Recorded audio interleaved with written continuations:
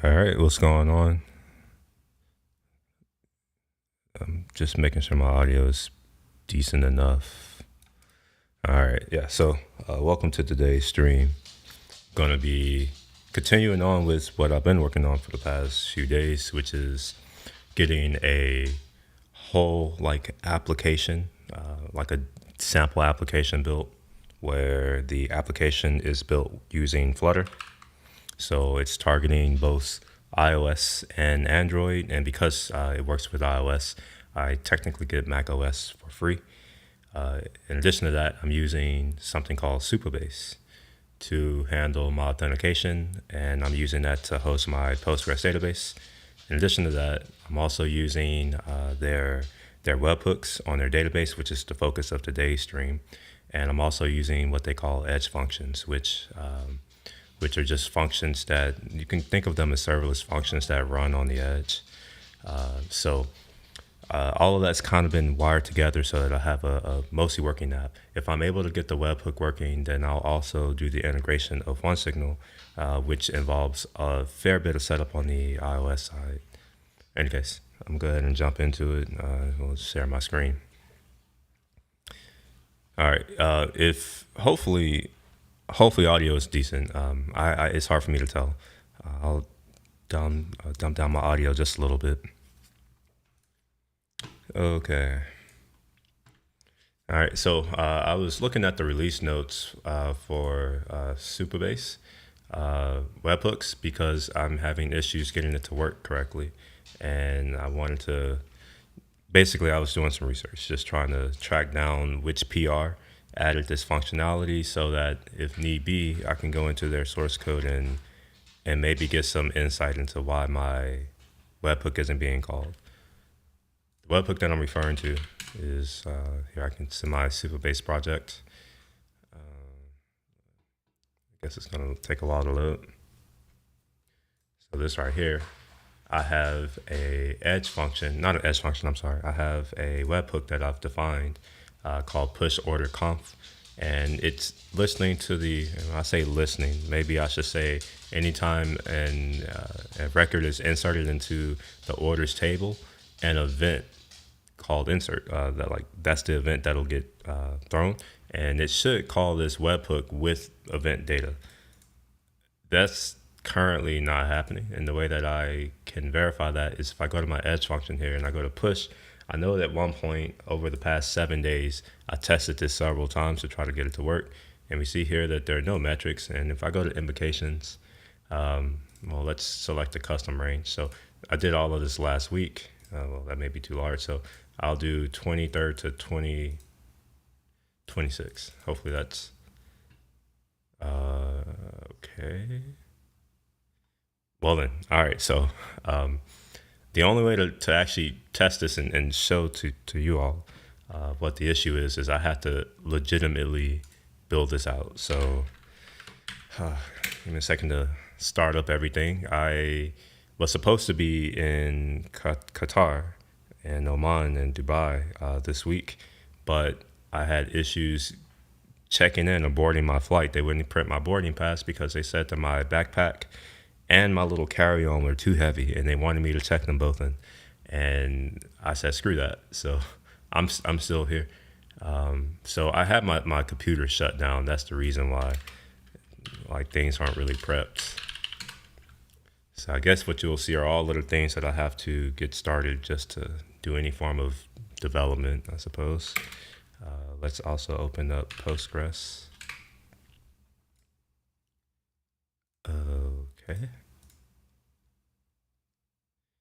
Yeah, I'm not going to do that right now. Oh, man, wait, whoa. There's an update. Where did it go? Where did Postgres go? Did I close it? Guess I did.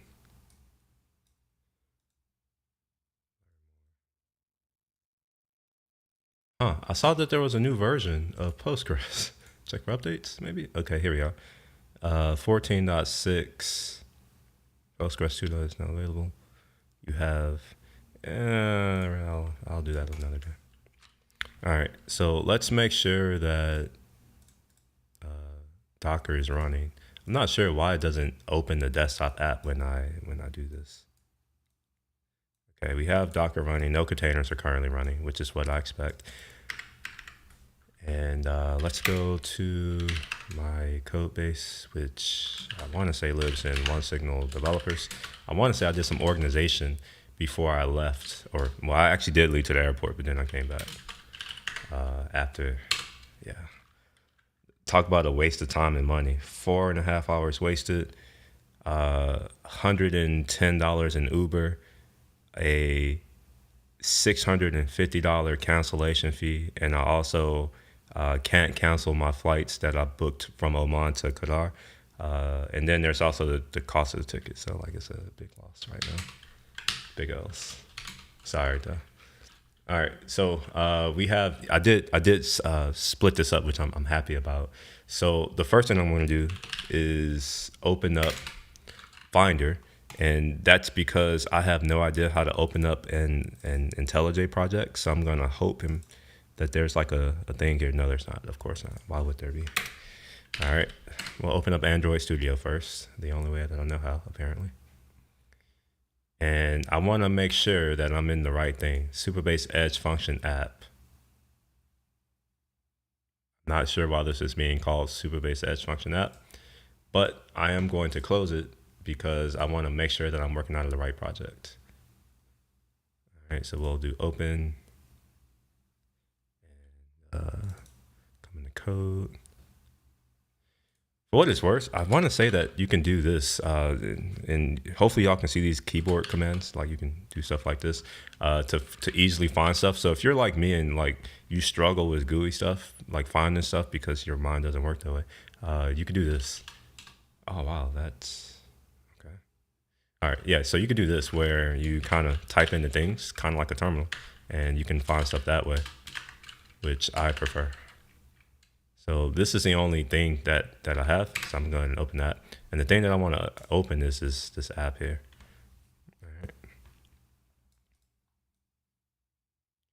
All right, so this should work. Maybe. Yeah, okay. I'm not sure what this IDE, whatever that was. Like, why is this here? Sorry, but parent toolbar layout. Okay, why is this my problem? Why do I don't give a shit. Okay, sure. All right. I also noticed that what I had in the environment file is different. I went back one too many. So I saw in random. That's what was open last time, and yeah, Supabase Edge Function app. So if I look at the environment for that, so oh, I see what happened. Okay, so I want to take most of these, kind of all of these, and I think it'll be better if I just cat it out. That way I can actually copy it. So these are keys to my preview. I think hopefully it should be my preview. Plop these here, and I want to say I can comment out things this way, maybe. At least I would expect to be able to do that. I'm not getting any form of help with this, so I'm going to assume that this is the way that I can comment out things. I'm also going to comment out this for now, and I also need to comment out the publishable key.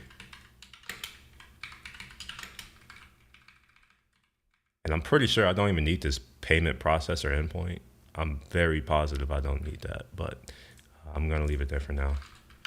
Let's go ahead and save this. And I also need to open up a emulator. So I'll open up the Android emulator.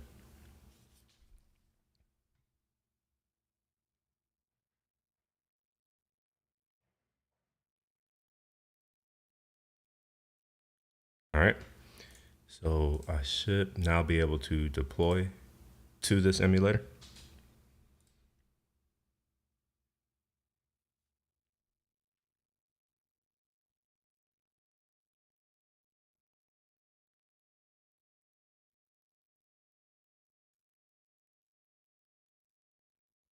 And while this is happening, I need to start the project up. So just go back to the project that I was in.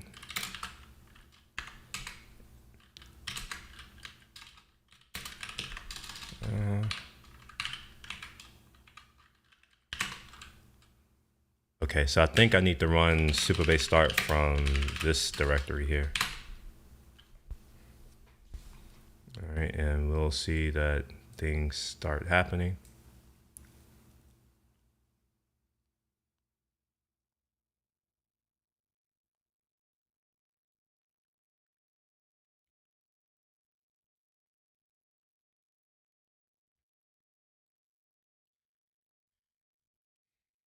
And if things are set up properly, I should be able to log in. But before I do that, I can, wait a minute. Actually, I'm not sure. I'm not sure yet anymore. I should have a users, yeah, I have a user here. So let's see if this works. And I also want to open up, another database. I have the local version of the same database, the Supabase sample integration right here. So this is local, and if I open up the users table here, I should have no data. And that's because I think when you shut down the machine, like all your data goes away, you're supposed to put it into a seed file so that whenever the database is spun back up locally, it'll run that seed and you'll have your data. I'm using that fact to help me figure out which, like, is this connected to the one that's hosted on the cloud, like Supabase, or is this local? So if this works, then I know that it's connected to the one in the cloud, which is good because I can run my test the way that I would expect. And I think that my password was just one signal. Okay, maybe not. All right, maybe it was one signal with one of those things. Oh, okay. All right, cool. That's it. So looks like I am indeed connected to the Supabase instance hosted in the cloud. So because of that, I also am going to assume that this strike publishable key is the thing that's being used. So I'm going to go ahead and open up one of these things and go to my test thing. And what I'm going to look for is events. So we see that the last event was on 11/25. So when I do this, I should have another event for 11/28. So go ahead and do the single step and net payment sheet. Okay, and then pay now. And we're going to use the credit card that was saved, hopefully.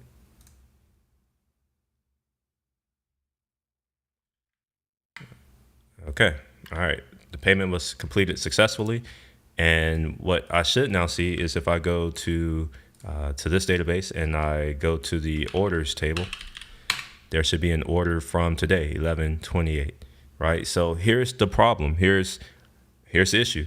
Anytime a record is inserted into this orders table, the webhook is supposed to be called. Now note that this table exists on the Supabase instance, the thing that's hosted here in the cloud. In here, let's do a refresh here just so we see that event that happened. So we see here that William was charged $10.99, and then I see here the payment intent succeeded. Now this right here is the webhook. So you see here that it sent off the webhook request to this on Stripe event, which is the thing that inserts a record into the orders table. Now, if I come back to here and we do a refresh, what I expect to see is no event. Okay, and I'm right. I was about to say, watch it'll work because I'm over here showing it in person. Yeah, so the fact that I don't see a call is worrying to me. If I come back to this webhooks thing, I don't have any insight into if this was called or just anything. I don't have any insight. So that's the point of today is to try to figure out a way to get some form of insight into what's happening on the Supabase side to understand why it's not calling this function. And I want to say that this is the correct thing, maybe. Let's see. I actually don't know.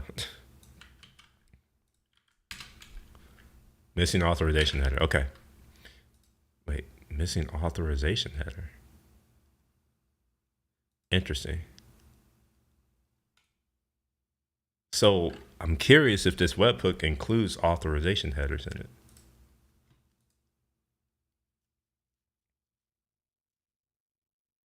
Let's go to my edge function and see details. All right, so basically I copied this thing, right? Okay, invoke. And it wants me to use my anonymous key, okay?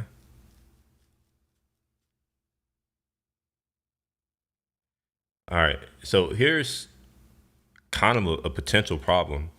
If I have no way of like configuring this hook, right? This is the best I have. Then like, yeah, there's not much I can do. Anyways, as a result of me running through this problem, I started searching through, their issues just to understand, or not to understand, but to see if anybody else has had this.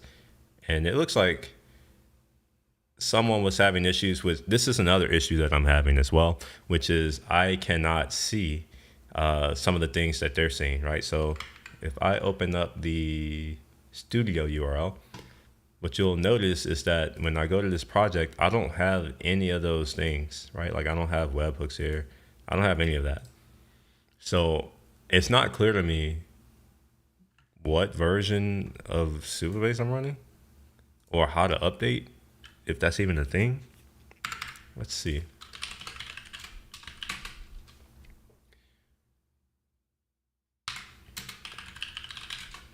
So I'm running 1.14. Not sure what that means, right? Like, is this the latest or not?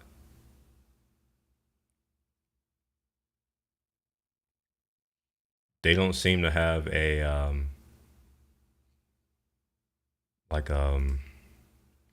a good way of updating other than to use homebrew, I suppose, which I would, I don't really want to use, but let's see, maybe I can search home or brew. Is it just brew? Okay. So let's show outdated. Maybe that'll help.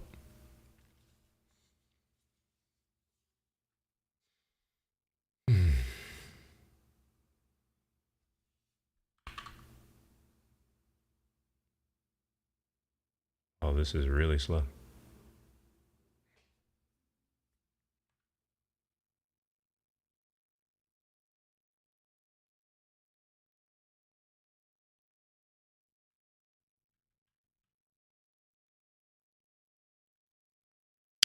All right, that's so slow. I'm not gonna wait. I don't have the time for that.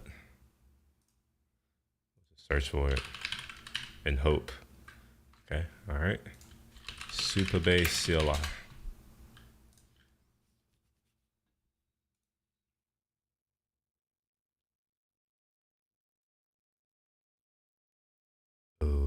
Okay. Updates. Well, okay, well, that's not helpful.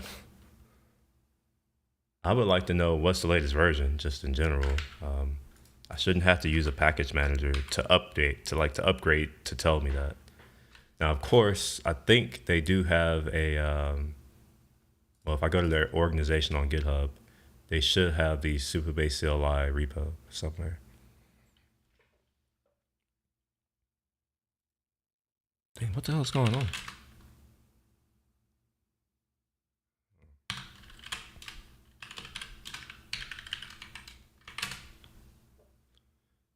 So the latest release is 1.16. And it says here I have 1.14. Oh wait, I have just regular 1.14. Okay.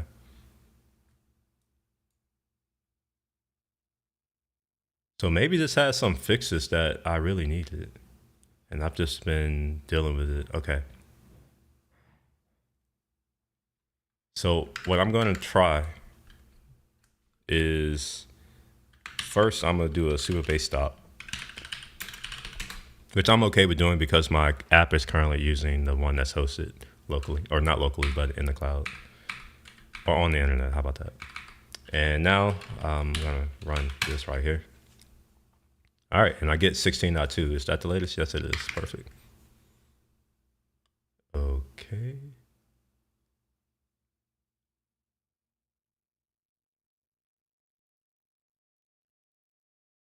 All right, so let's confirm that I indeed have the version that I expect, 1.16.2. Okay.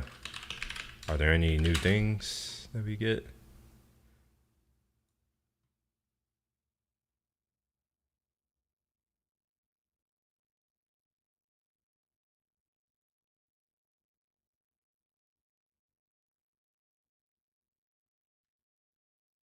All right, so I'm going to do the Supabase start here, and hopefully that means, like, because I have this newer version, hopefully it'll like get new images. Maybe it does say that it's pulling from Supabase real time, so at least I can assume that that's updated. Oh, all of these Kong, Postgres, migration. Okay.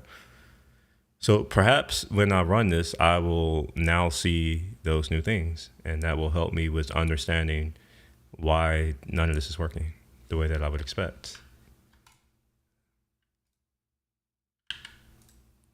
All right, this is my local version, so I'll just refresh. Nah, nothing. Still don't see it.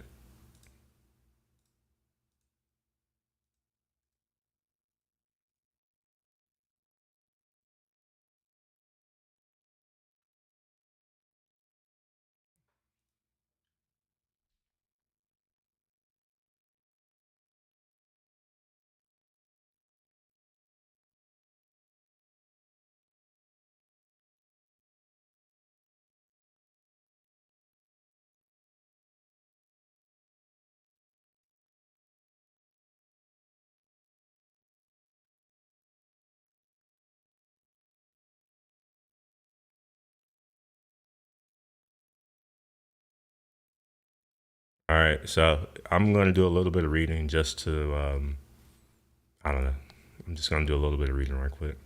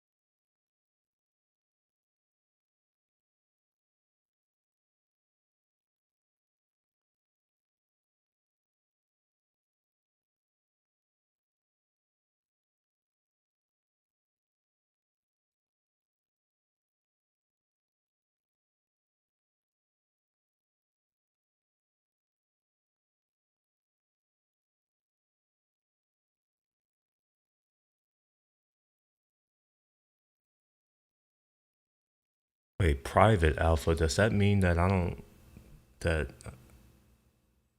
okay, this is, all right, wait a minute.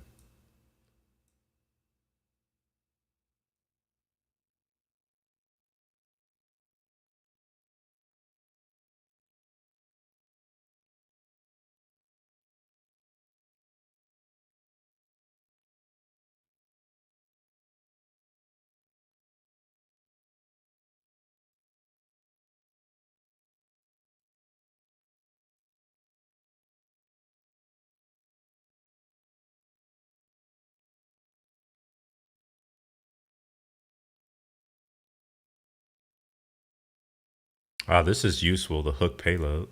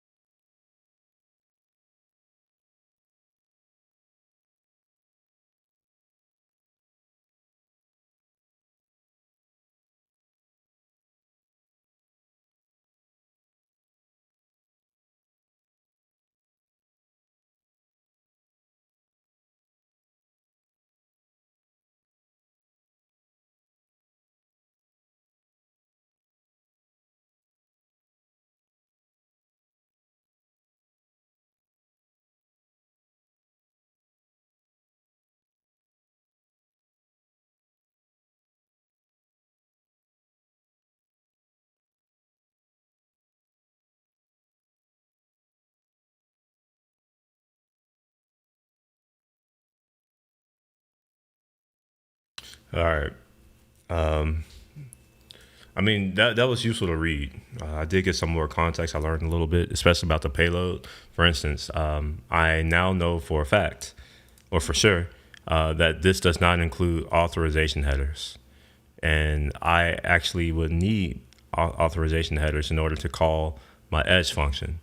So one of the things that I would like to have for this webhook is a way to configure the parameters like the payload, right? So we have these HTTP headers here, but they're read only.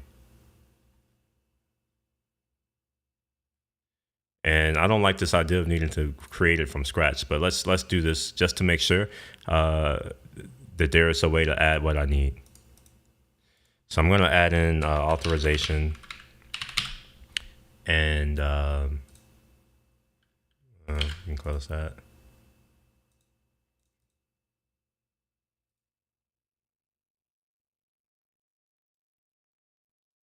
Okay, I'm going to open this in a separate tab, and then we'll do this again. So we'll call this push. I'm going to delete this actually. Delete. Push order conf. All right, so we'll create a new webhook. Maybe that's why it's not working. So push. I've already forgotten what I've called it. Push order conf. The reason why it's important that I name it the same is that I don't want to update anything else. So we're going to do on insert. We're going to do this. We're going to do a post. We're going to post to this URL here for the details here. We could just take this URL. So maybe that's why it wasn't working, and it's just not giving me any form of like error reporting or logs so that I have some insight as to why it failed. The authorization is my anonymous key, which I'm going to have to pull that off screen to show, I think. Actually, I won't, because this is a test dummy project. So we'll just go and pull that up. Or actually, I had that already. Supabase anon key. All right. We'll just dump that in there and then add params. No, I don't think so. All right, let's try this again. So, well, before I do that, I'm gonna get rid of this custom flow because it's just because it's something that I wanted to do a while ago, but I just hadn't gotten around to it yet. So I think that's on my main screen here, and then screens, and then there should be a custom flow. I'm just gonna delete that. I don't need it. And then checkout. I don't think I need checkout either. Get rid of that.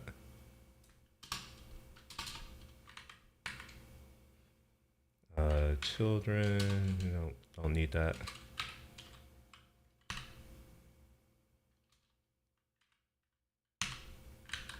All right, there we are. I really, man, I don't like that. All right, so it should refresh, maybe.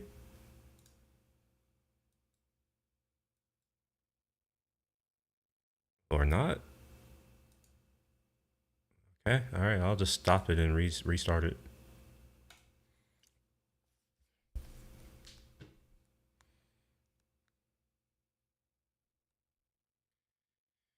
All right, and we can close that. I don't need to see that. So I'm going to run through this whole test flow again and see what happens.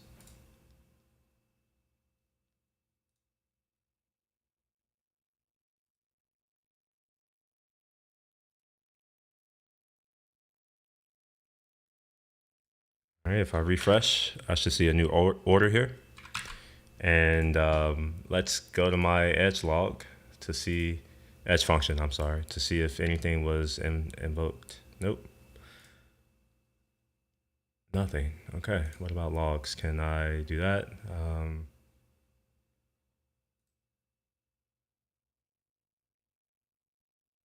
28:10:40. Oh, that's actually just now, but okay, never mind. That doesn't count. So this this gets called whenever the webhook on the Stripe end gets called. So Stripe's webhooks are working just fine. It's the Supabase webhook that isn't working just fine. Yeah, 1048. Yeah, all this. So you see here, Google Cloud. So one of these is using Google Cloud, and it looks like it's Stripe. Maybe.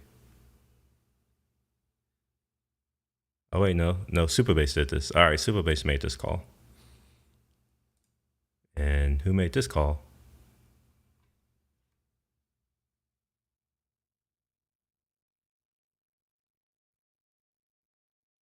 Oh, it's saying Supabase made this call too. Okay, sure.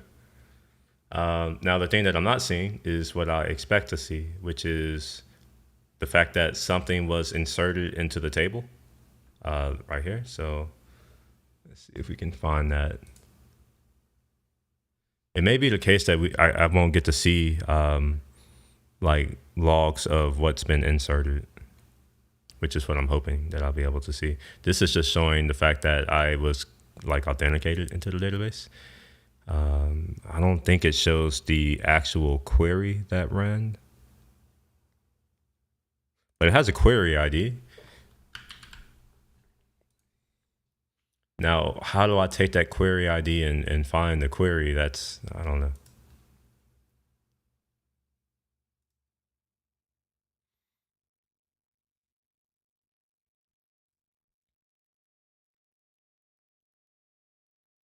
The one thing that is very much clear here is that the push endpoint isn't being called, right? So that's the one that I would expect to be called based off of this webhook definition that I've just done, right? So this is going to enable.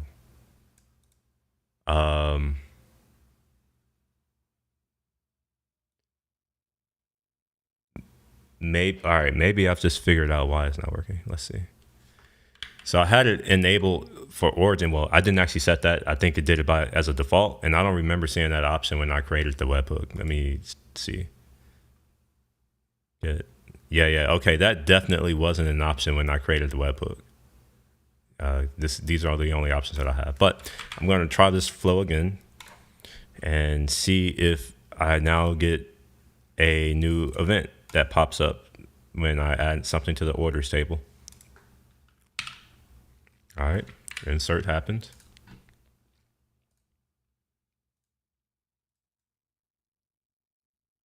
Nothing. Okay, still nothing.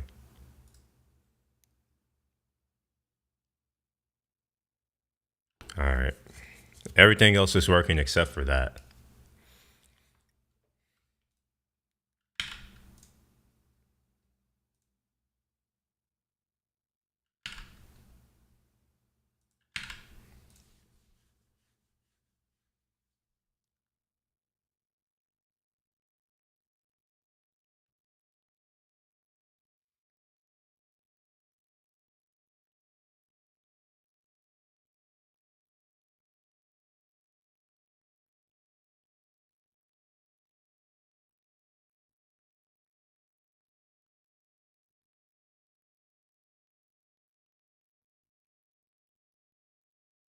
I wonder where these course headers are coming from. Oh, never mind. All right. Okay, so yeah, still not great.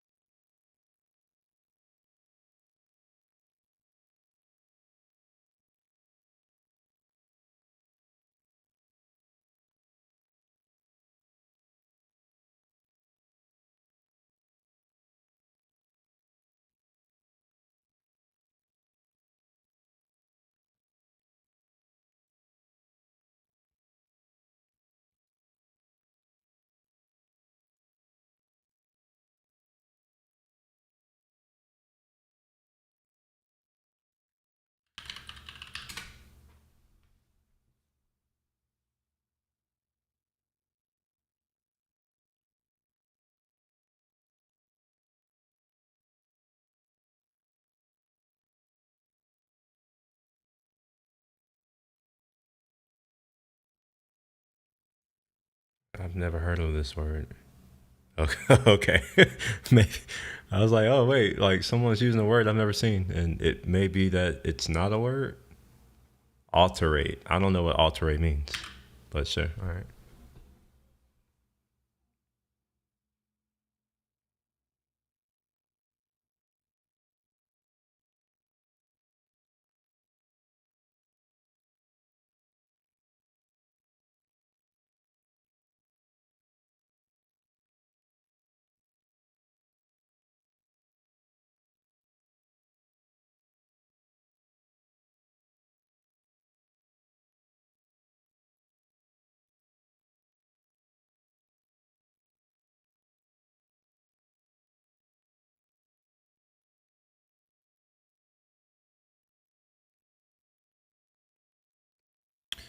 All right. Let's see what's been closed.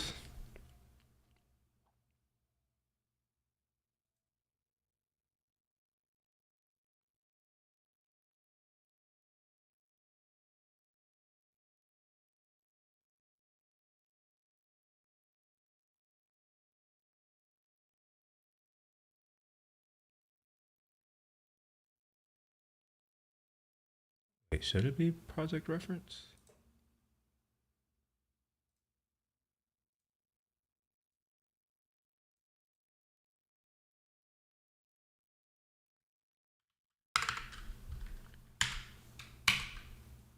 Invalid job. Oh well, of course. Okay. Let's do something. So we'll export Supabase a non key,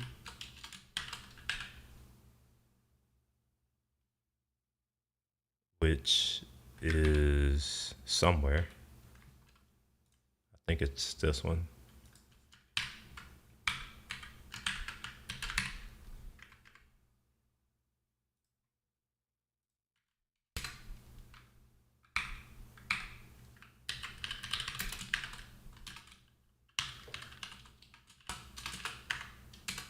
All right, cool.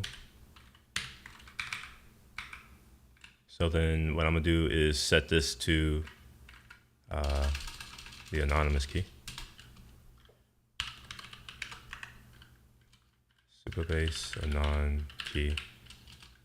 This may not work, to be honest. I may have to like do something special to get this to actually evaluate. Yeah. All right. Let's see. How do I evaluate? How to evaluate a env variable inside a string command.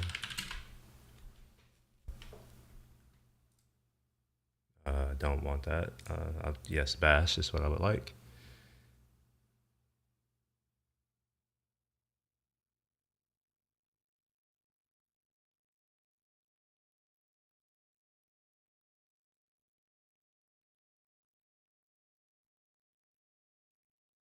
Ah, okay. I see. So I had to do like a eval for this whole thing, I think. Can I do that though? I wonder if I can do that.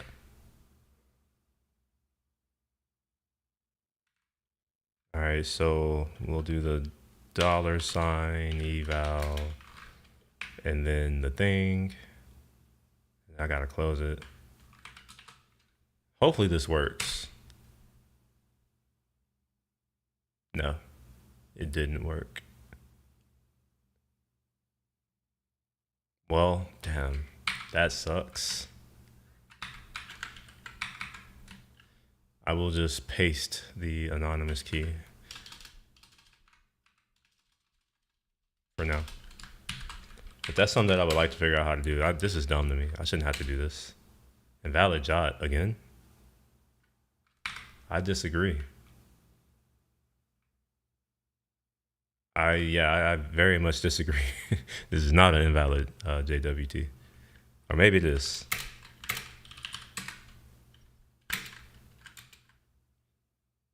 Definitely not an invalid JWT. This is a good one. Do I have an extra space anywhere? No, I don't.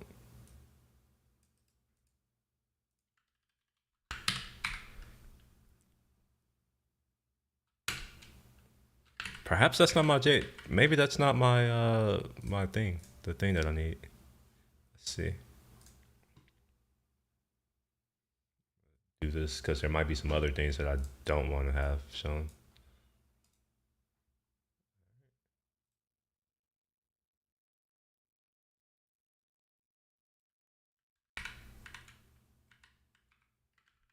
All right, so we'll do this again.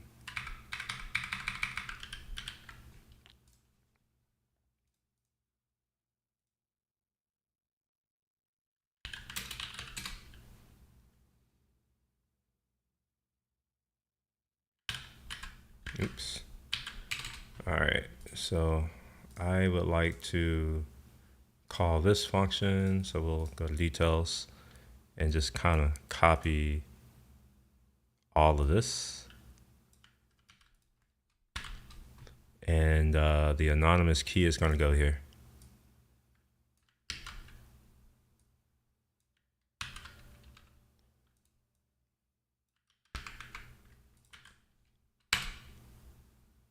Error. Okay.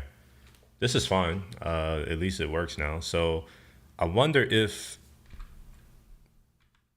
why didn't it work the last time? Isn't that the same? Oh, wait. No, no, no, no. This is different. Did I change? I may have changed this and not realized it. I do that sometimes. So I'm not sure how this was working, to be honest. Like, how was that working before? Oh, wait, never mind. Okay, never mind. I'm done. Okay. It's this down here. This is the one. I copied the wrong one the first time. That's why it didn't work. Okay. And it's complaining because I have this name and technically like that's not what I want. That's not what I accept, I don't think. Let's take this and let's look at it.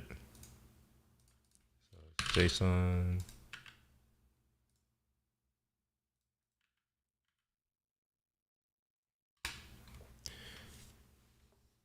All right, cool. So this is just telling me that the message notification must have English language content. I just realized that I haven't actually shown the other projects, so I'm gonna go ahead and do that because that's relatively important. So we'll open up Supabase so we can inspect the function that's being called. The one that I'm calling right now, the send message to all subs. What is it looking for? You know, like what information do we want to pull out of the body? And here we see that I'm going to pull out a message, and I need to set the message.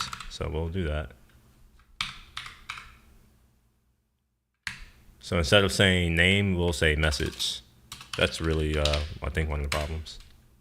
All right, cool. And then we see that it works. Now we don't actually see that it works because I haven't integrated one signal into this specific thing. But what I think I'm going to go ahead and do for today, after I take my little break in a few minutes, is I'm going to go ahead and start with integrating one signal, the SDK, into the Flutter project and get it set up on both Android and iOS.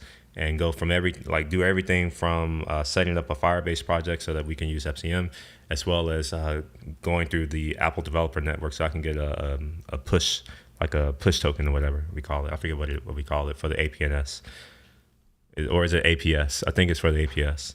Now, what that's going to allow me to do is at least to show that, whenever I call that webhook, whenever I call that edge function, that it indeed does call out to one signal and does the thing that we expect, right? So I'm going to do that after this break.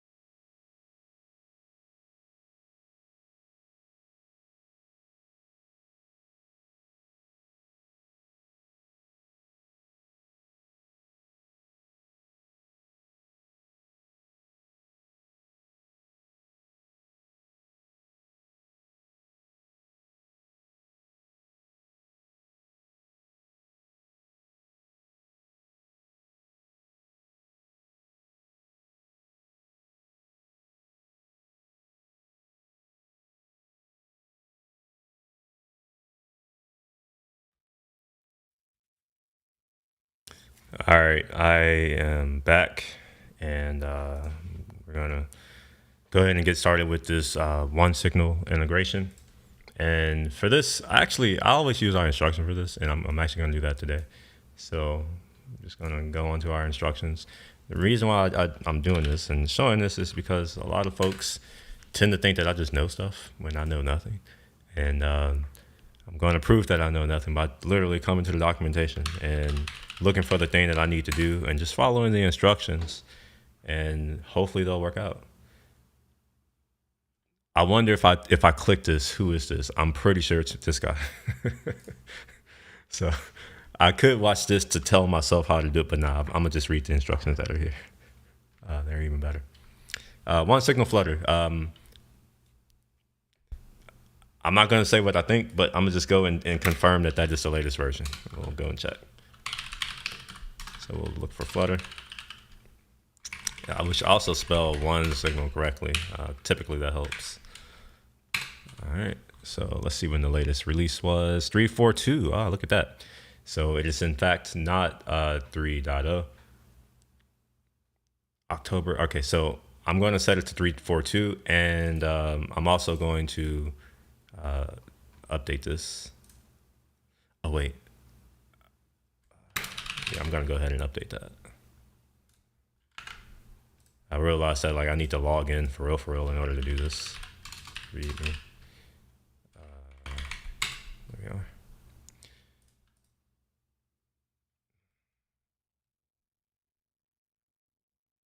This is so slow. This Apple Watch integration with password is trash. I really wish that Apple would do something about Face ID or give me a better fingerprint. Like that took almost 12 seconds, maybe 15 seconds. And I do have a keyboard with Touch ID. I don't like the keyboard in general. All right, let's look for that dock that is broken. I don't think it's that one. Ah, shit. Okay, let's go back to where I was. Here we are. All right, so the thing that I'm looking for is the Flutter something. So guides. I think that's a guide. Hopefully it's a guide. Flutter SDK setup. And then what I want to do is update this to be the latest version. So 3.4.2. 3, 4. What the fuck? What the fuck? Man, the editing experience in this is trash. And this isn't text. This is Dart. It's literally Dart. Oh, but there is no Dart. Okay. There's no Dart. All right, sure. All right. Go ahead and save. And let's see. Did that actually do the thing? Wow, no. Okay, sure. Fine. All right, I'll take it. All right. Oh, wait. No, that didn't work. What the hell? It says 3.4.2 and then it goes away. What's up with that?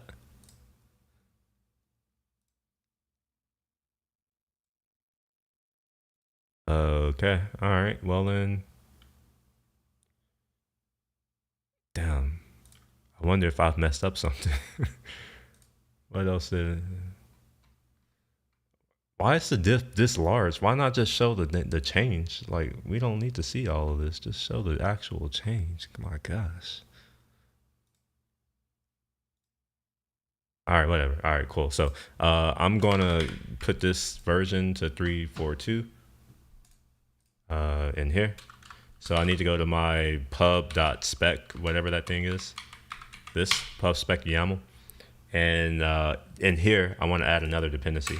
The one I'm going to add is, I forgot. What is this? One signal Flutter SDK? Is that what? Oh, one signal Flutter. Okay, so one signal Flutter. One signal Flutter. And we're going to lock it to this version 3.4.2. All right. All right, cool. And then it says here that I need to go to my main Dart and import this package. It also wants me to run this Flutter get pup, whatever that is, but I can just do this with Android Studio. While that happens, I'm gonna go ahead and open up main Dart lib and gonna throw in the other thing that I need. Flutter. All right. Oops. All right.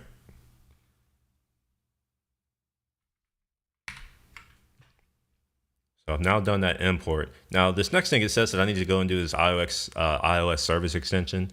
That is true, but I think these instructions maybe aren't in the best order because there is some more Dart things that I'm going to need to do. I'm going to do that first, which is probably this right here. Initialize the OneSignal SDK for all platforms. So I'm going to go ahead and just copy all of this. And I think that this needs to be in the, like here, before I do all of this other crap, before I run my app, essentially, I need to do that. So I'm going to do the initialization first, and then I'm going to do the OneSignal stuff. Actually, I'll do OneSignal after Stripe, just because this is, I don't know, it's just, I'm going to do it in insert order.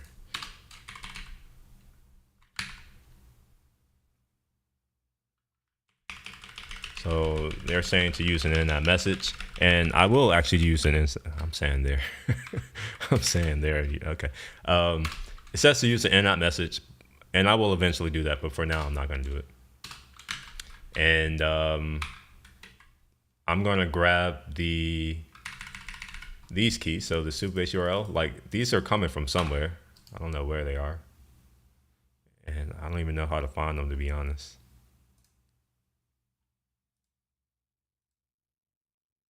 Oh, it's in my config. Okay, so I'm just come to my config. How do I open this? Okay, so we'll do the same thing. So we'll do final OneSignal app key, app ID, I think. I think that's the one I need. And we're gonna do that. I don't actually know what it's called right now. I'll go figure it out later. And then we're gonna have a OneSignal something else key, which I don't remember what it is. App ID and a REST API key. Okay, got it. Honestly, I don't think I shouldn't even need that key, actually, now that I think about it. Your OneSignal app ID, that should be all I need, actually, now that I think about it. Where is the initialization? Where was, okay, yeah, I think I only need the app ID, so we're gonna delete that. All right, and just copy that. Don't need that, and we'll do that. Equals dot env that. Oh wait, I already had it. I'm tripping. That. So we have the OneSignal app ID, so we'll use that somewhere inside of my main here, and I'll just plop that inside of here, like so. Does that not import for me? Add null check. Okay, that's my bad. I need to put a little thing here, like so. And I'm going to create a new application on the OneSignal side.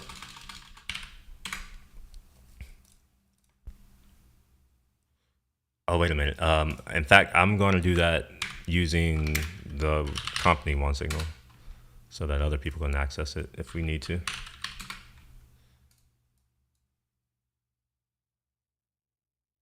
All right, all demo testing. Wait, do I want to use that? Devlog demo app. Okay.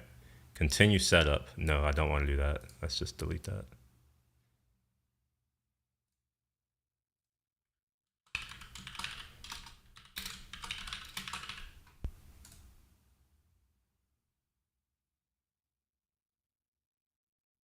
Wait, did it remove it? Oh, maybe that's feedback that I gotta give. All right, let's do, this is gonna be, oh, come on now, leave me alone. Supabase sample integration. And the first thing I'm gonna set up is Android because that's the easier of the two to set up. And before I go, I'm actually going to set up a few of these things. I'm going to set up Apple, iOS, email, and SMS. Um, yeah, so this is going to be a lot. All right, so I need to go to my Firebase thing and create a new app. So let's do that. Oops, Firebase.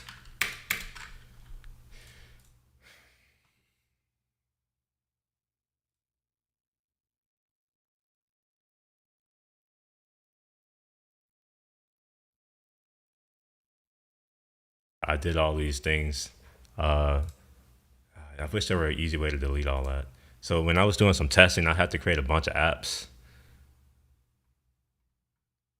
and it doesn't seem like there is an easy way to delete any of these things.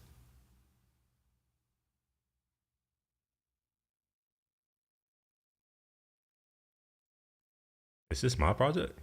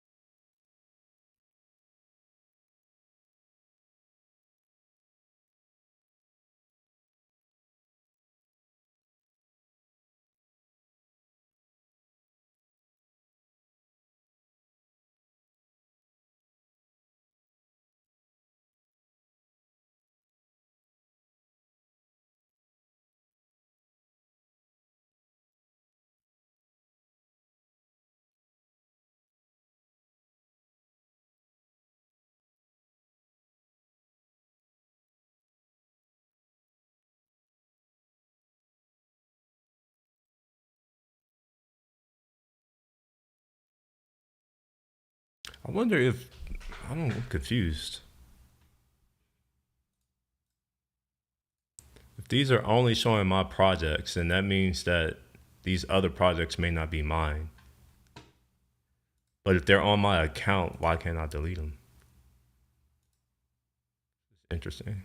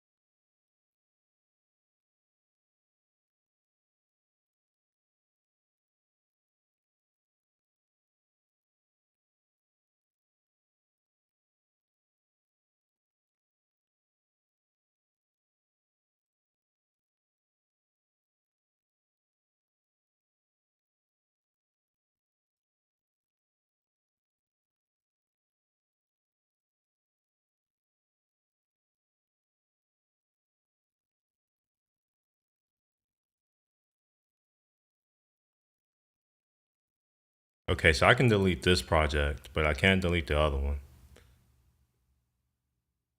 even though it's tied to my account.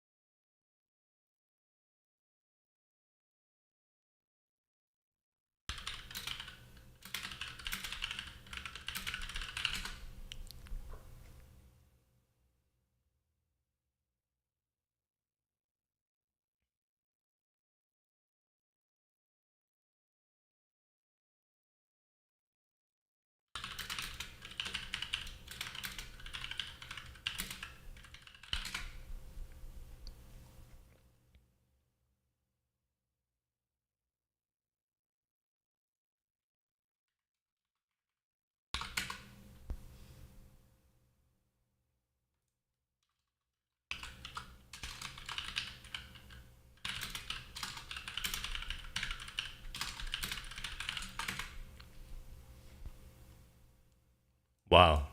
Are they really, man, this is, are they literally telling me that no human on earth has ever typed these characters in this order and that it appears in no pages on the entire fucking internet?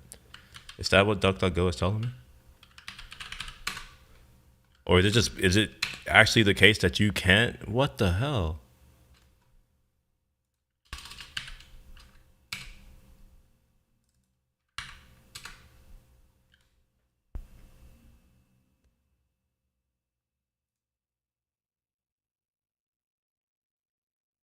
At what point did I even type Flutter? Like, where's that coming in at?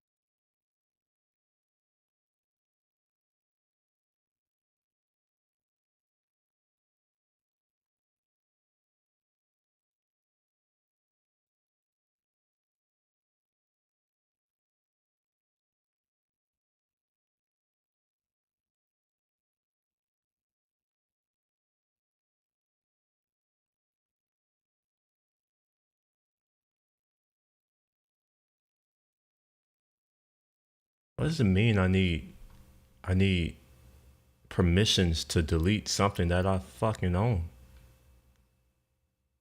How is this not my account? How is this my account and I can't do anything?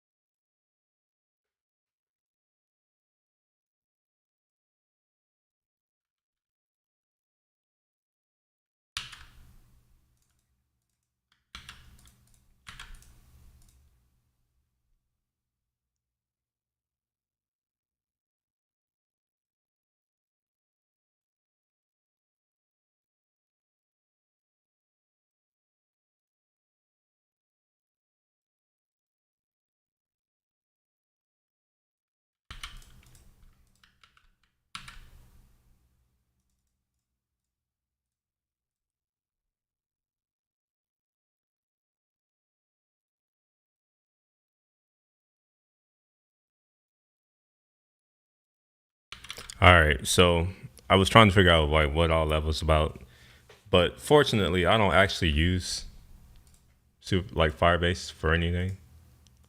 And given it, I don't know, it's just I don't know, it's tied to my account. I don't know how to get it off, and at this point, I don't give a shit.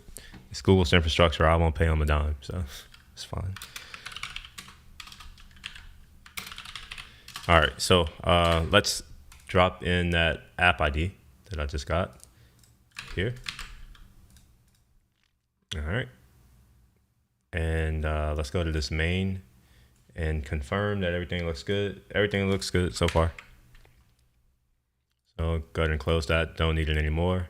And I now need to plop that ID in my Supabase. Oh, I did that already. I'm tripping. All right, cool. So now I have Android set up. Let's confirm that it works. So I'll go ahead and stop it.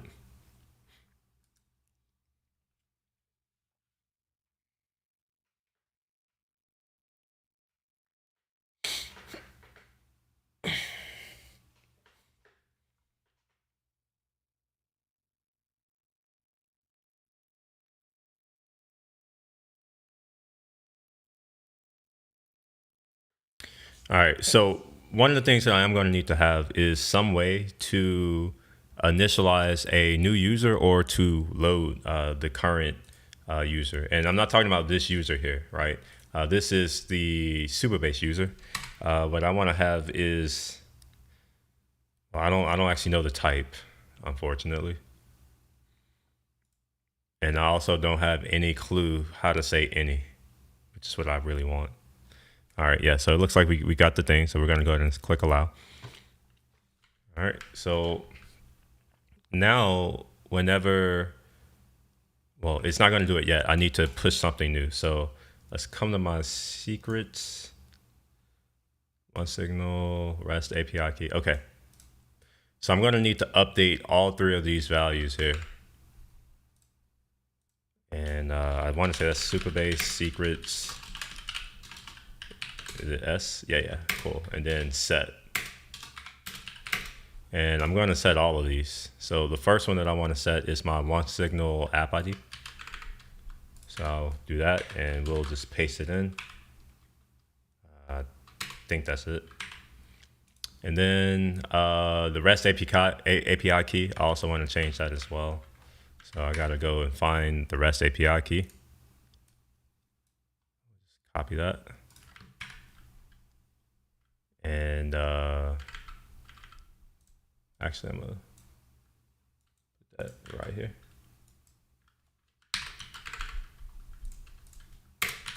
Go ahead and paste that in. And I'm going to set those right quick.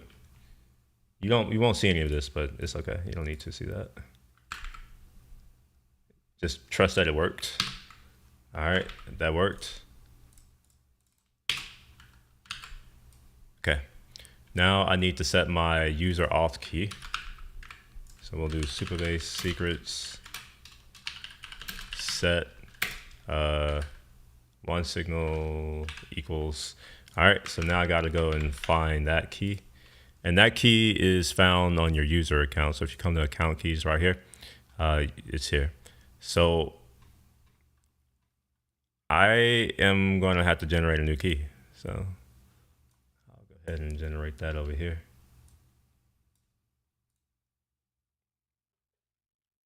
And it actually takes a moment to generate, but wait on that to finish.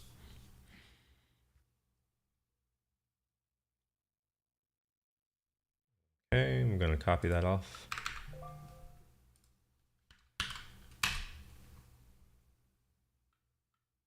All right, cool. That was set just fine. And I also need to update that, like update all of these. So come to my local. Most of these are fake. So like if you really want to take them, fine, go for it. It's not gonna help you out much. So one signal auth key, and I will place that in here. This is the one that's actually true. It's not actually fake. And I don't want to have to reset it anytime soon. But I probably will because I do it every single time I do a new sample app. All right, and I'm gonna throw in my REST API key as well.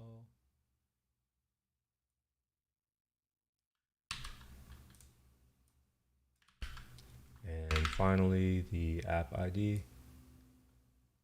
I'm updating this locally because when I test these things locally, I need to use the one. Like, I don't have like a local instance of one signal or anything. All right, so these are all set now. And as a result, whenever I call this function, oh wait, I haven't deployed it yet. I need to deploy it. So, or do I need to deploy it? No, I don't. I actually don't. It should just work now, hopefully. Let's see. Oh, wait, no, it's not going to just work because I haven't done anything to make that work. The way to get this to work is to call the edge function. That's it. So I want to call this function here, which I think it's just this right here. Except name it shouldn't be name, it should be message, and I'll change that in a moment.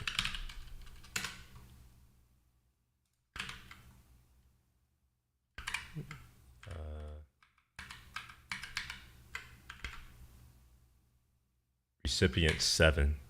How? No, wait, no, that's okay. So I need to redeploy this somehow. I guess I'm just gonna have to do a push. That's the only way I can think of how to deploy this again. So we'll do Supabase functions deploy. Send message to all subs. Okay. Supabase.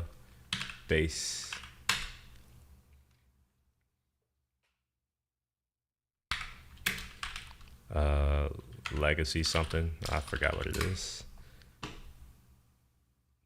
No legacy bundle. That's what it is.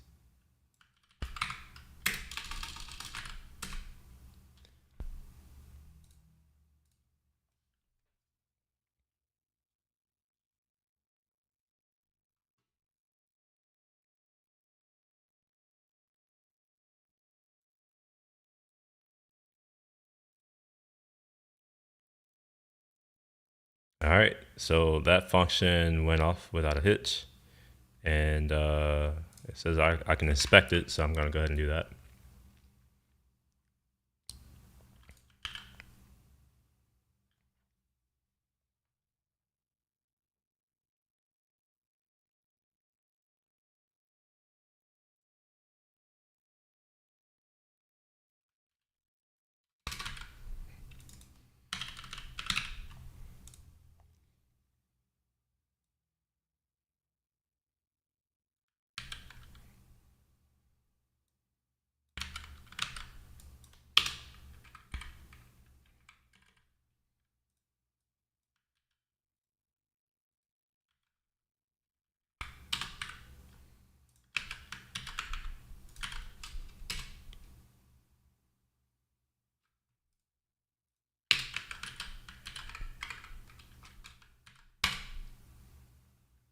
Error. Please use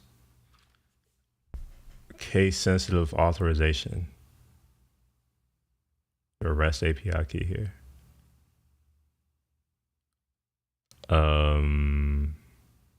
Okay.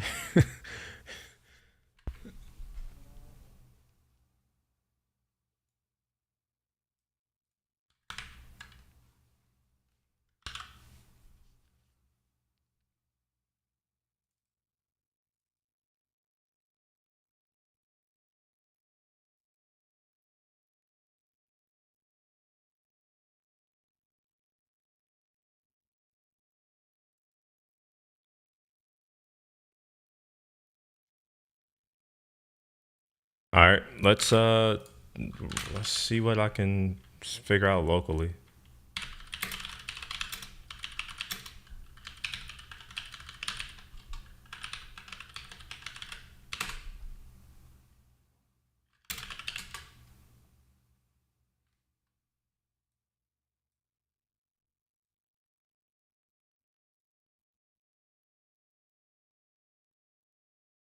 And I'm starting to not like Paul It used to be a lot better, but like it keeps losing my projects.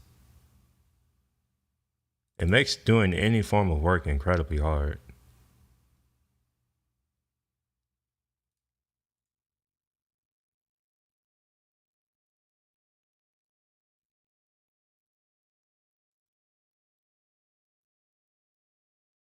Okay.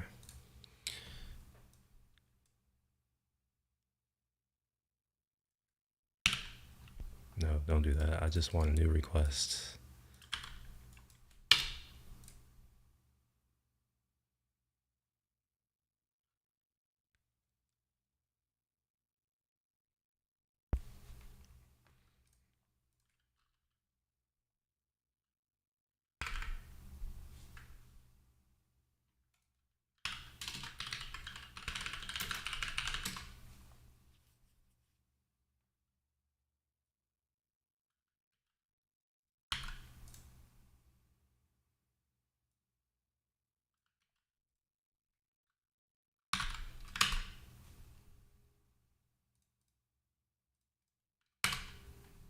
No route. Okay. How? Okay. My gosh.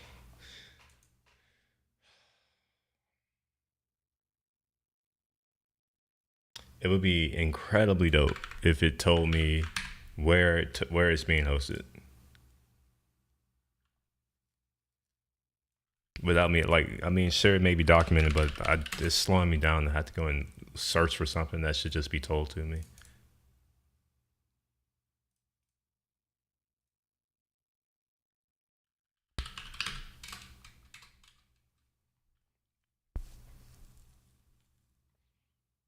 Functions v1. Okay. Functions slash v1. No. Functions v1. Hello world. Oh, I had Supabase in here somewhere. There we are. So cool. We're good. All right, and then the authorization header. What should that even be? Oh, it's the anon key. Okay, so we'll take this anon key and go ahead and come into this environment here. See, I've already done all of this. This is annoying.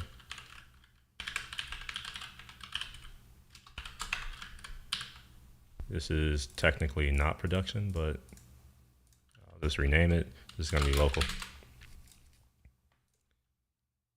All right, and come into headers, and we'll say authorization, and then we'll say bearer, and then I'm just going to add in the key from the environment, and let's do that.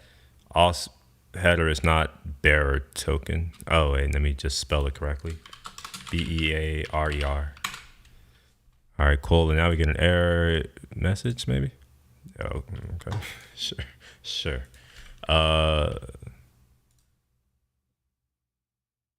Interesting. I just get an error with nothing.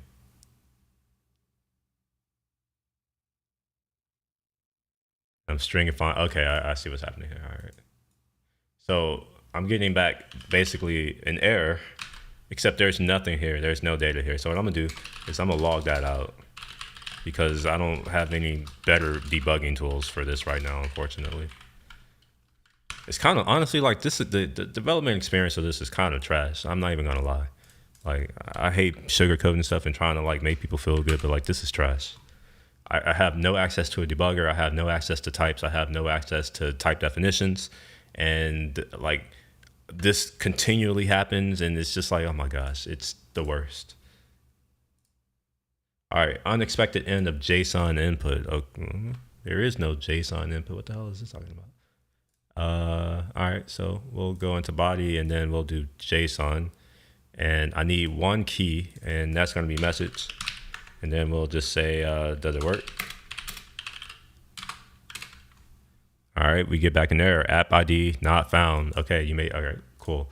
App ID is not found. Let's see if it's truly not found. So we'll log out. Actually, I'm not gonna do it here. I'm gonna log out my environment down here, and I think I have access to that. So we'll say deno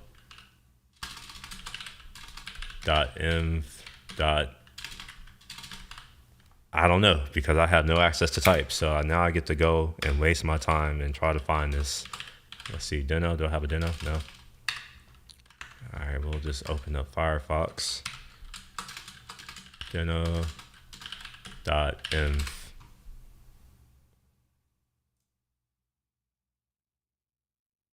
Like this is a waste of time for me to I just need to know what functions I have access to, and just coming here doesn't tell me that at all. I need references, and it's taking me to this, which is not a reference.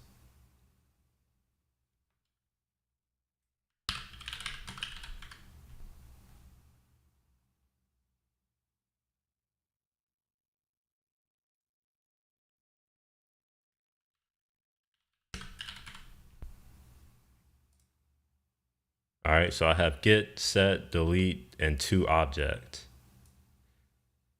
Okay, I'm gonna call this to object.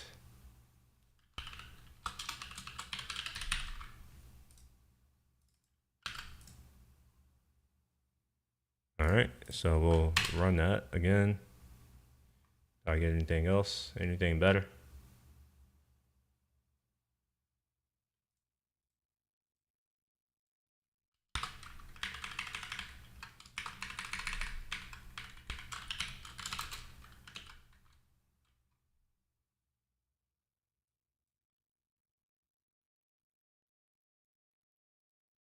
Okay, I'm assuming that it's working now. I guess it's working, so I'll do that. Okay, cool. So it failed again, but maybe I'll get something useful. So I get the error, and I get env, which is saying a function object, and that's because I forgot to call it. So let's actually call it this time. Cool. All right, so this is going to show me all of the stuff that's currently loaded. All right, so the service role keys. Oh, maybe that's different. Service role key. Is that the same one?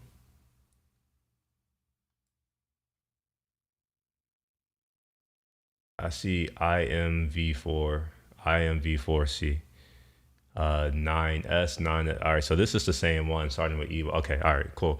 So that's correct. Now let's see if the one, look at that.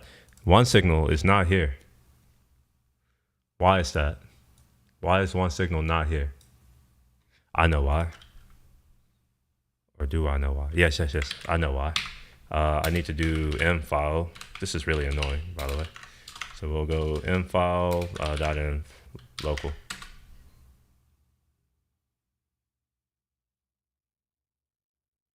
L to read file stat, no such file. I'm pretty sure that's a file. I'm very positive that's a file.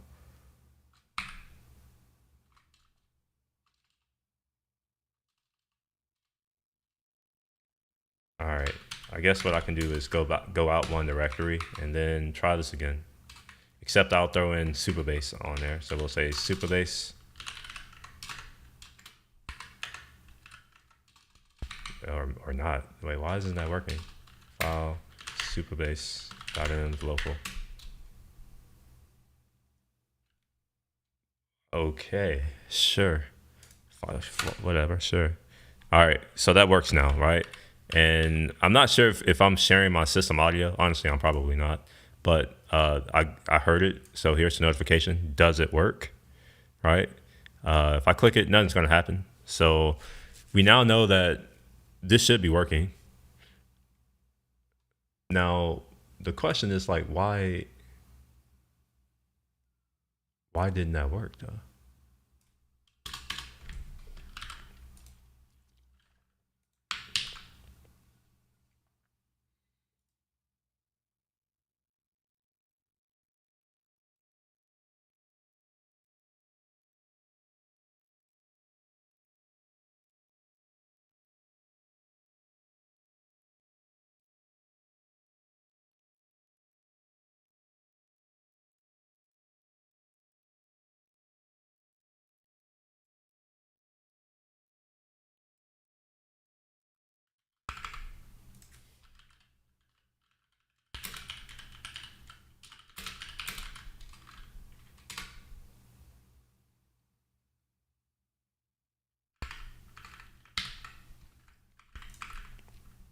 All right, I'm gonna deploy the functions now.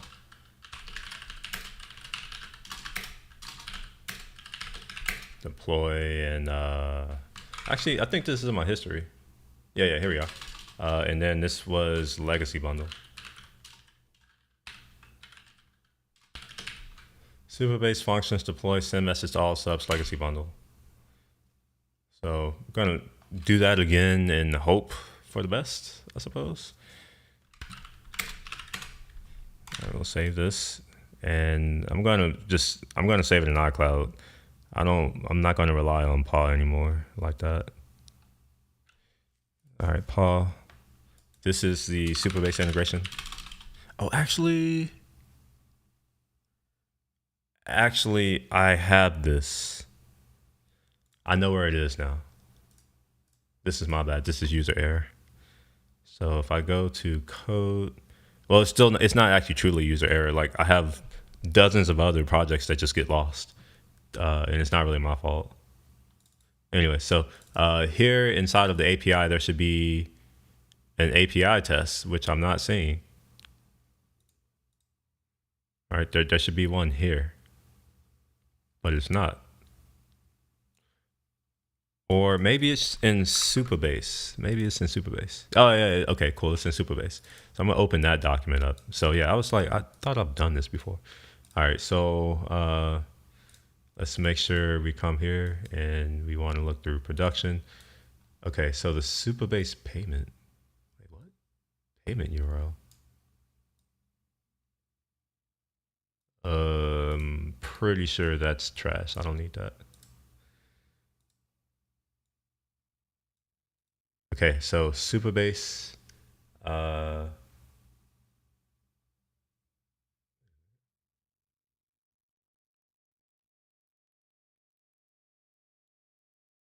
Okay, yeah. All right, I think that's fine. So I'm gonna go ahead and add this app ID.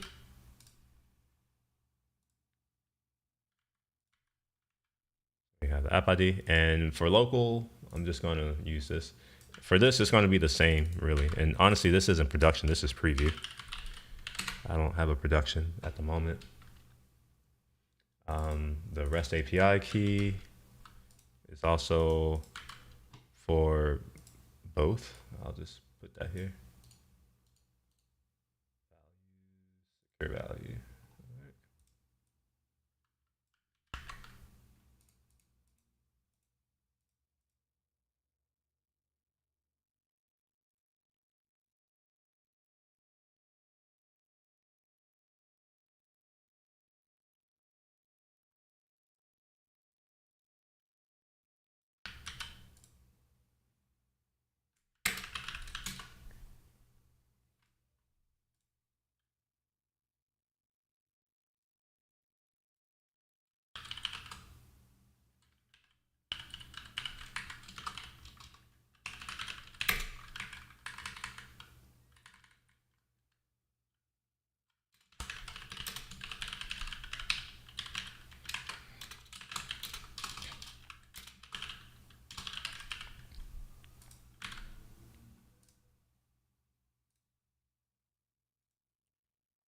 All right.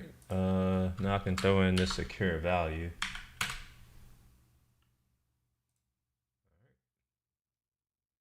And I have one more, the one signal user auth key. Where did that window go?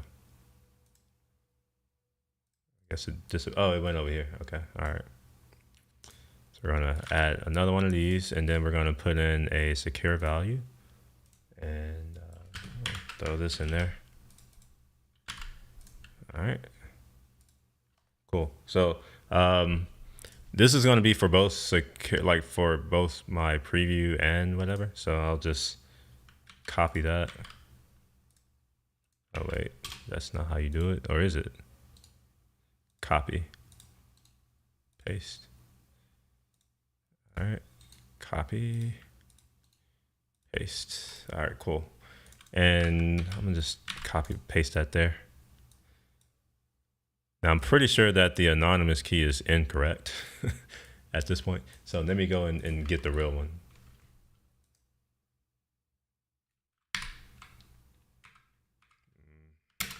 Firefox.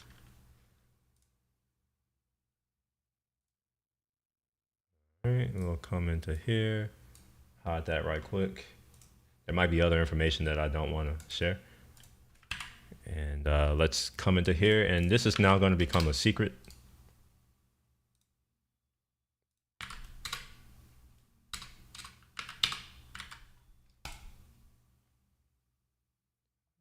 All right, and then the Supabase URI or URL, I think that's the same, but I'm just gonna do it just in case it's not.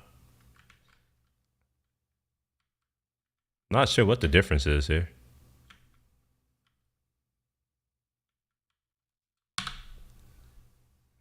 Yeah, I'm not really sure what the difference was, but sure, I'll take it.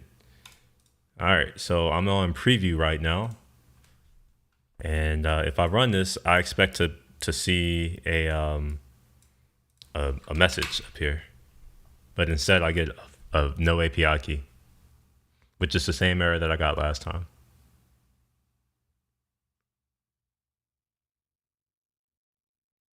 Go to my headers and make sure. Delete, and then put it back in and just see what happens. Environment, Supabase anon key. All right.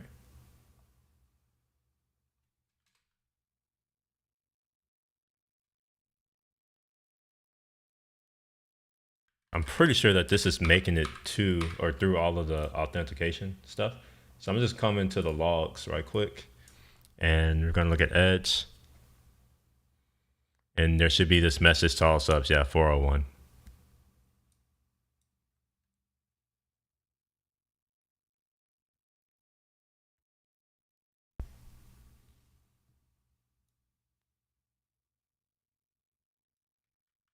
Oh wait, something may be wrong here.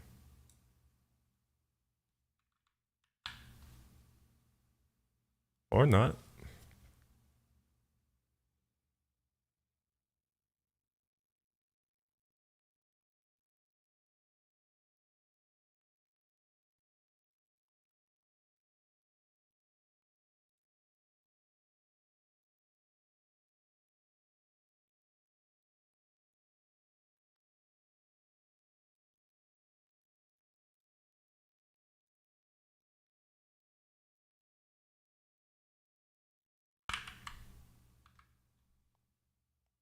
Ah, okay, all right. I think I know what the issue is.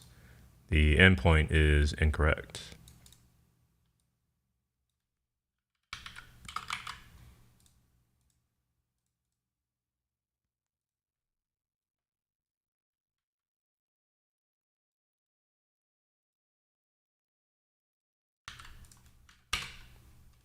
Function not found. Is it send message to all sub? Okay. Send message to all subs. How did that work last? Oh, it was somewhere else. Okay. All right. So we see that that's working here, right? So there. And we can put another value here. So if we do here, see, hey, it's really working. All right. So we'll go ahead and throw that in there. And I'm not sure if y'all can hear this, but it's coming through. So, hey, it's really working. So, all right, it's actually working. So the function works. Now the question is, why can't I get anything else to work? Anyway, let's continue on with this integration. We've now set up Android. We've verified that it works. Now what I'm going to do is just kind of just close this because I don't need it anymore. Go ahead and stop that. And now what I can start to do is work on the iOS side. So in order to do that, I'm going to jump into the app. And then inside of there's iOS. And there should be a workspace file in here that I can open right there. So we'll just open this project up in Xcode and continue following these instructions that I updated earlier. And I now need to see if my update is actually taking hold. I wonder if I decided to use Chrome for some reason. Yeah, I must have. Oh wait, no, I didn't. Okay. I'll close that for now. Maybe I just closed Firefox, the window that I needed. so we'll find it again. Go to our documentation. We'll close that. Flutter SDK setup. Now, most of the, wait, did it work? Okay, perfect. So that's there. Most of the stuff that we need to do around iOS is just setting up the notification service extension. And in order to do that, I'm going to need to do some things on the Safari side first. So maybe I should update the doc to follow my order, maybe. All right, we'll do Apple developer. And go to my account. I think I want the William, this one.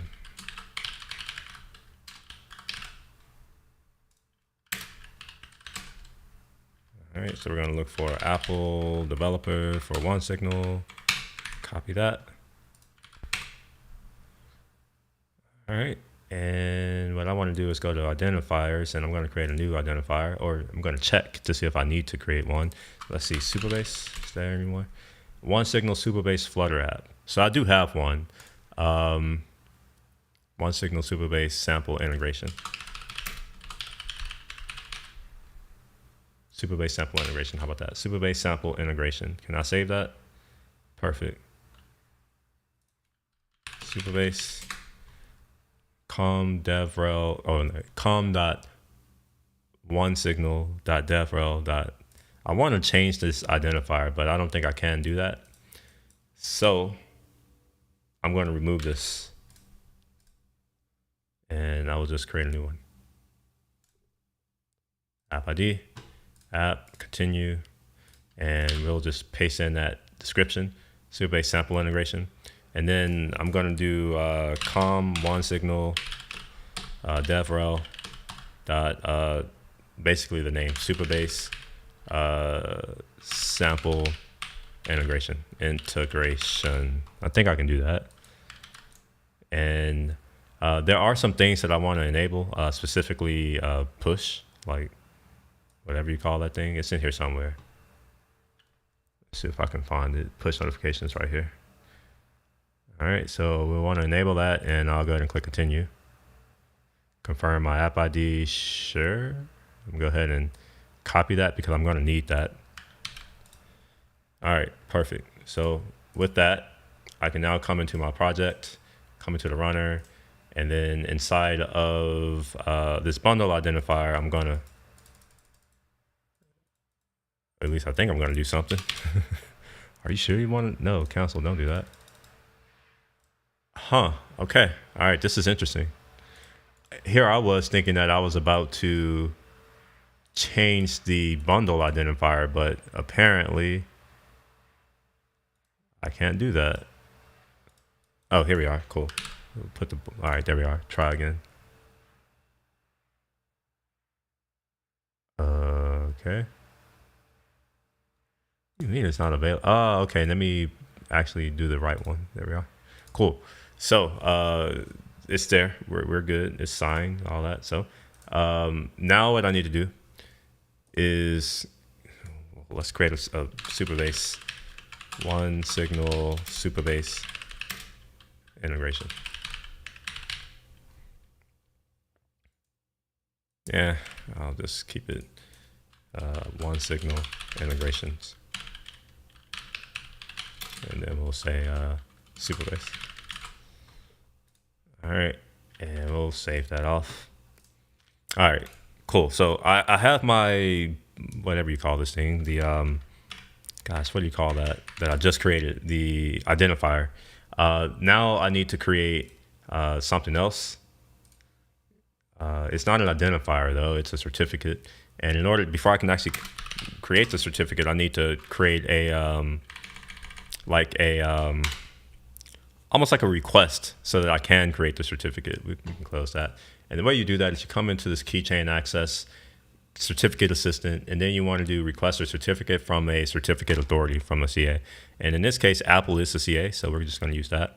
And the email address that I'm going to use is my one signal address. Now, I don't think it really matters, but that's the one I'm going to use. And I'm going to click save to disk, because I actually want the file, and I'm just going to save that to my desktop. as Supabase sample integration. So just keep that name going.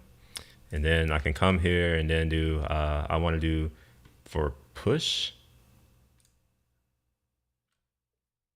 And I want the one for sandbox and production. All right, so we'll go ahead and continue. And the app ID that I want this to be is the Supabase sample integration. And the file for the CA is going to be here. So just upload that. And now that I have this file, I can download it. I need this. And oh, come on now. It's not going to work the way I think. All right, let's just do it this way. So this APS, this is the certificate that I need. So I'm going to call this Supabase sample integration. All right, and just throw that here. The reason why I'm doing that is because I'm going to need that certificate on the OneSignal side in order to, so that I can upload it to OneSignal and it can do its thing.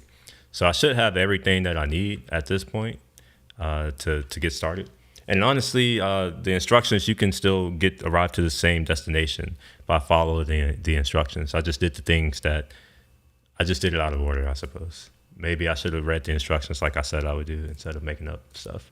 Anyway, we're going to go to file, and then there's a new target that we want to add. And this is the OneSignal service notification. Oops. So we're looking for service notification service. This right here, that one. Now there is a special name that this needs to be named, and we say that right here. So it's the product name right there.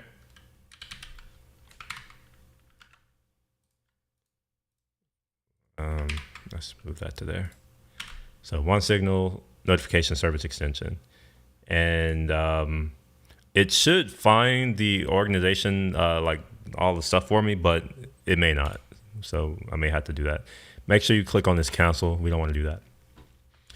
All right, so we look here and we see com OneSignal devrel Supabase sample integration .OneSignal service notification, and I believe that's what we want. We want it to be.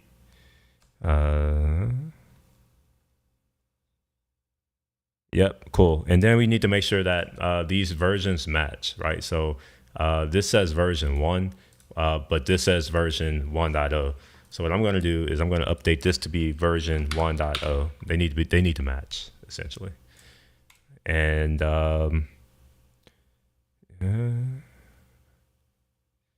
okay.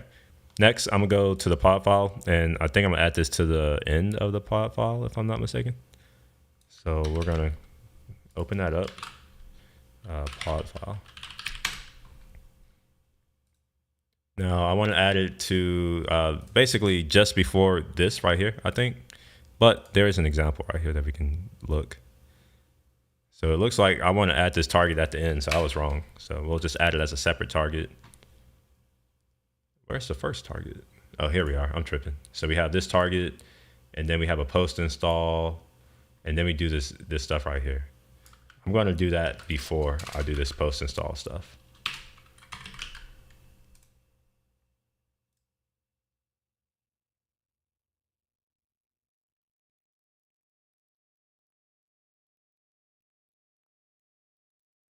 All right, platform iOS. I've already set that up earlier, but if you hadn't did that, you'll want to set this to something over 10. I'm using version 13 because I'm using Stripe, and I saw in one of the release notes version 13, so I'm assuming that that's the one I need to use.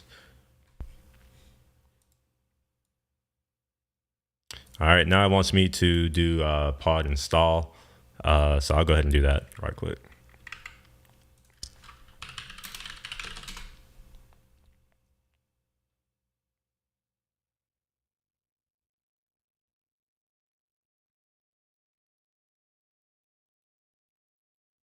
All right, I'm gonna ignore those warnings because I don't think they matter right now. Next, I'm going to put this stuff, and this needs to go inside of the main notification service that I just did. So we'll open that up. Notification service. It looks like I use Swift. Okay, I didn't realize that. So all I'm going to do is take everything in this notification service file. All right, this is all right. This is going to sound weird, but I know Objective C better than I know Swift. um, I guess okay. This is new for me. I've never done Swift. I'm going to look for the one signal service notification first. Okay, this is it. Okay, so I guess I just copied and pasted this as is. It would be the same if you were in Objective C, but I'm used to seeing like a header file and all that kind of stuff. It's saying that there's no such module one signal. This isn't great because as far as I understand, there is one. All right, and next I need to do app groups to use confirmed deliveries. And honestly, I don't really need to do that at the moment, but I'm going to do it soon. First thing I'm going to do is come here and enable the push capability. So we'll come into signing right here, and then we'll just going to go there and do push, add it. Wait, is it doing something? Okay. All right, and then there's another one. We need to enable background modes.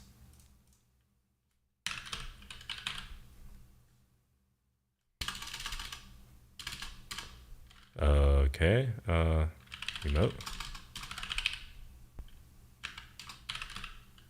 Okay, this is oh gosh, I added this to the wrong thing, so we're gonna delete this, and we're instead gonna add it to the runner. That's what we want to do. That may be why I didn't see it. So we'll do background mode. Yep, that was it. Enter. Okay, and I need to make sure that I select remote notifications. And the next one that I want to do is push notifications. So add that.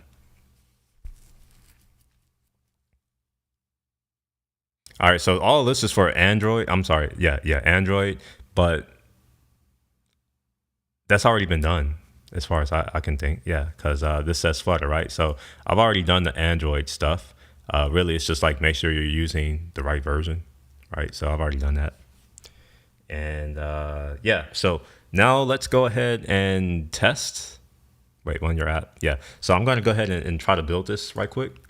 And I'm going to build it to a physical device because that's the only way to test notifications on iOS, is, at least now. I heard that they're going to be making it where you could do it in a simulator, which would be awesome. That would be dope. Okay, this didn't work. Okay. Right. No such module, one signal.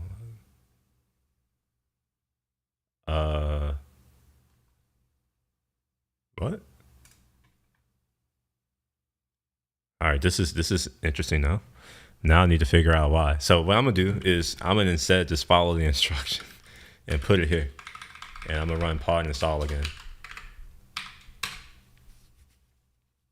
It shouldn't have mattered though, to be honest. In fact, yeah, it doesn't seem to have mattered.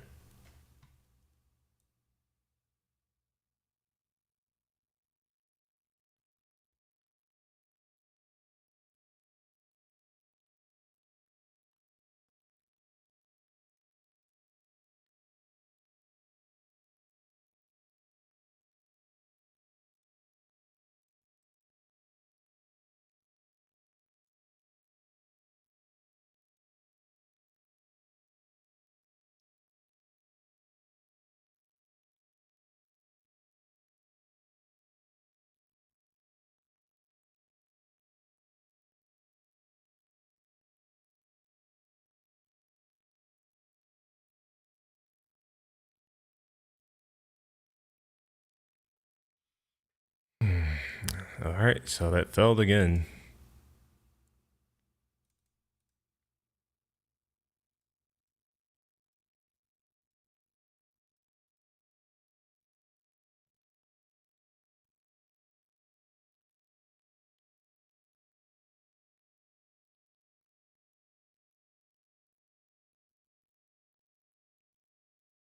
All right, I'm going to do a clean and build.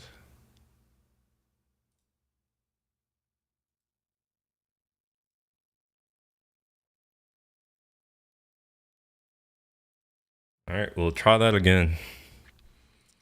I can't really think of anything that I did incorrectly here. Yeah, this is pretty much it. Setting, it felt, okay, no, okay. Setting the, it did fail again. Is it the same error? All right.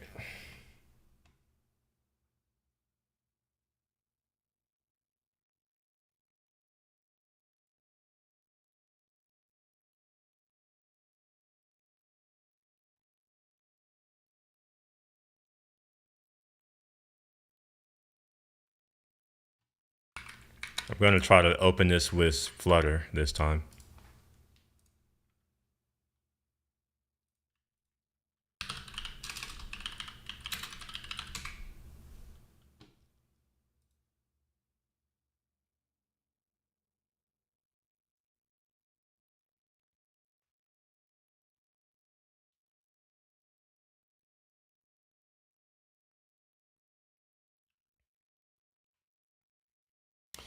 So what I'm trying to do now is use the Flutter toolchain to build this app. Maybe there's some stuff because it, like the thing that it says that it can't find, it mentioned Flutter, and I'll show that right here.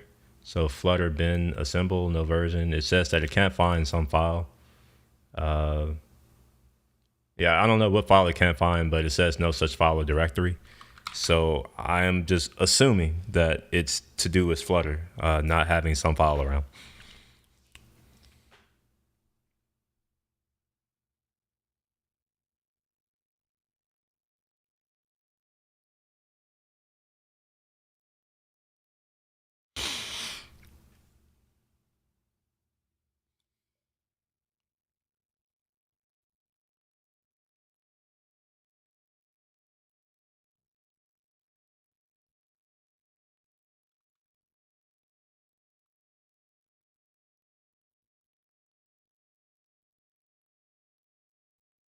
All right, so it built. It didn't fail this time. That's good. All right, so once it actually does launch, I will switch over to my phone and we can take a look and see what we see.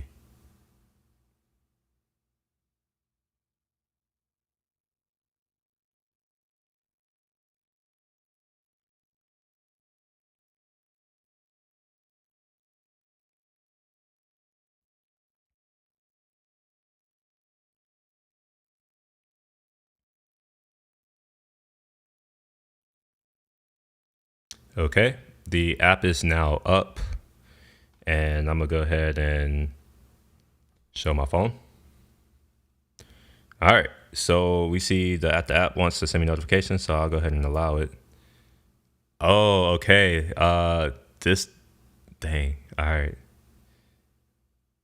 Unfortunately, it doesn't seem like I'm going to be able to show that this works on my device. So I'm gonna try to connect. I'm gonna try to do this again with it connected. So it lost connection whenever I started streaming my phone. So maybe it'll work this time. We'll see.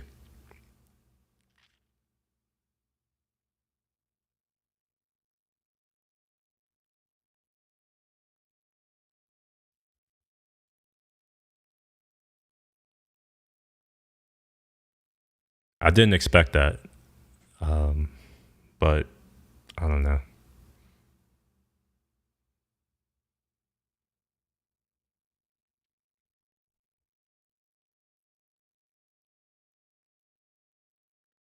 So it says that it's installing and launching. Right now, it took 15.8 seconds to build, and it took a while to sign and do other things. So right now, I'm just doing this, waiting on the install and launching.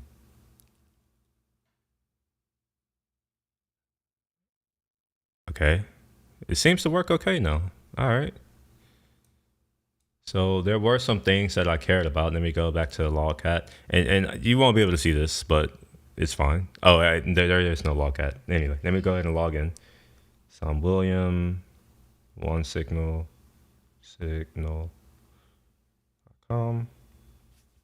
and we're gonna is it one signal?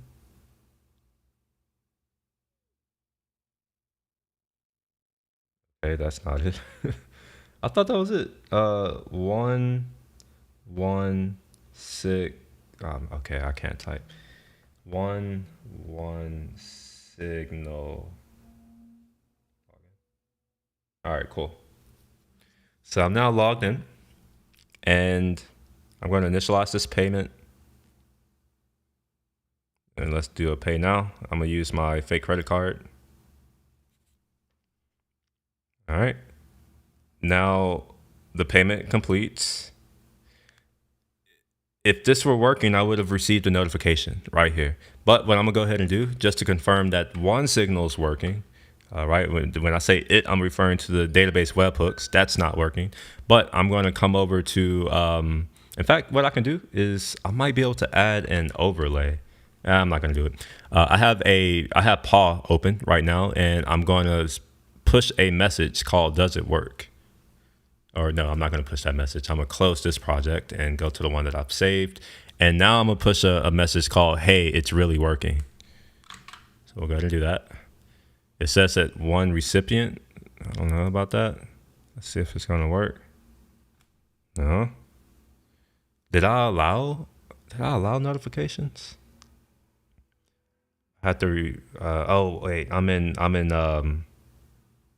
focus mode. No.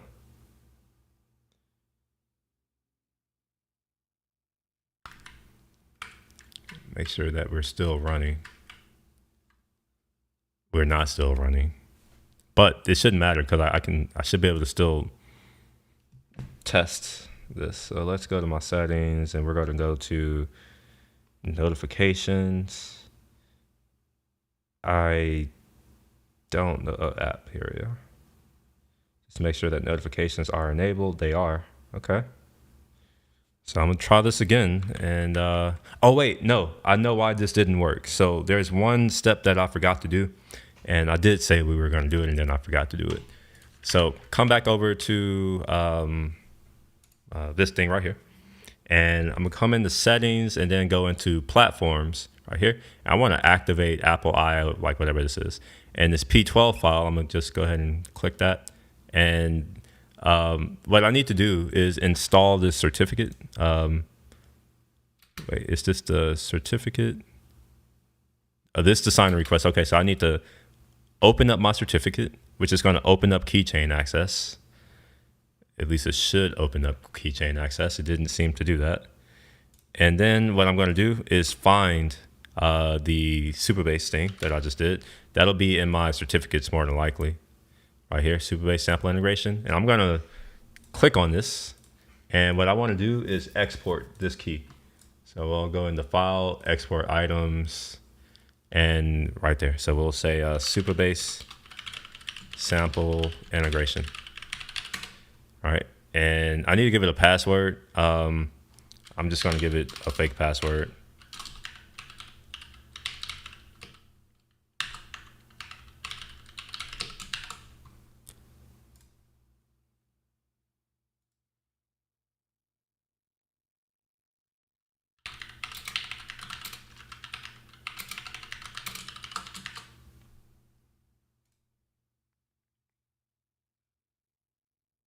All right, now I have my P12 file, and I can come back here, and I'm just going to drag it. So we got it, and then I need to give it the password that I just created. Go ahead and save that off, and we'll say for Flutter. Honestly, you don't even have to do that. It's done at this point. And then, okay, let's come back to here. Go to settings, and we'll see that now we have it set up. So now, whenever I switch back to my phone and run this query, or not, I'm sorry, and execute this request, I should receive a notification. So let me go back to paw, and now we should get a notification that says, hey, it's really working, hopefully.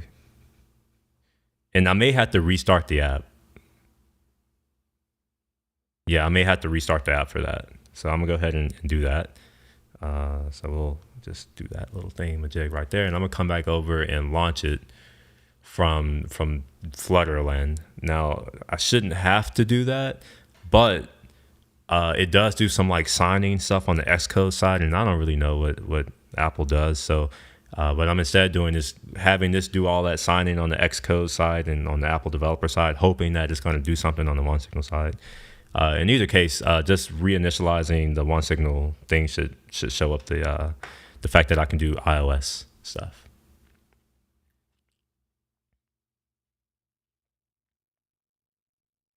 All right, so it built in 15.4 seconds, and I'm just waiting on it to install and launch.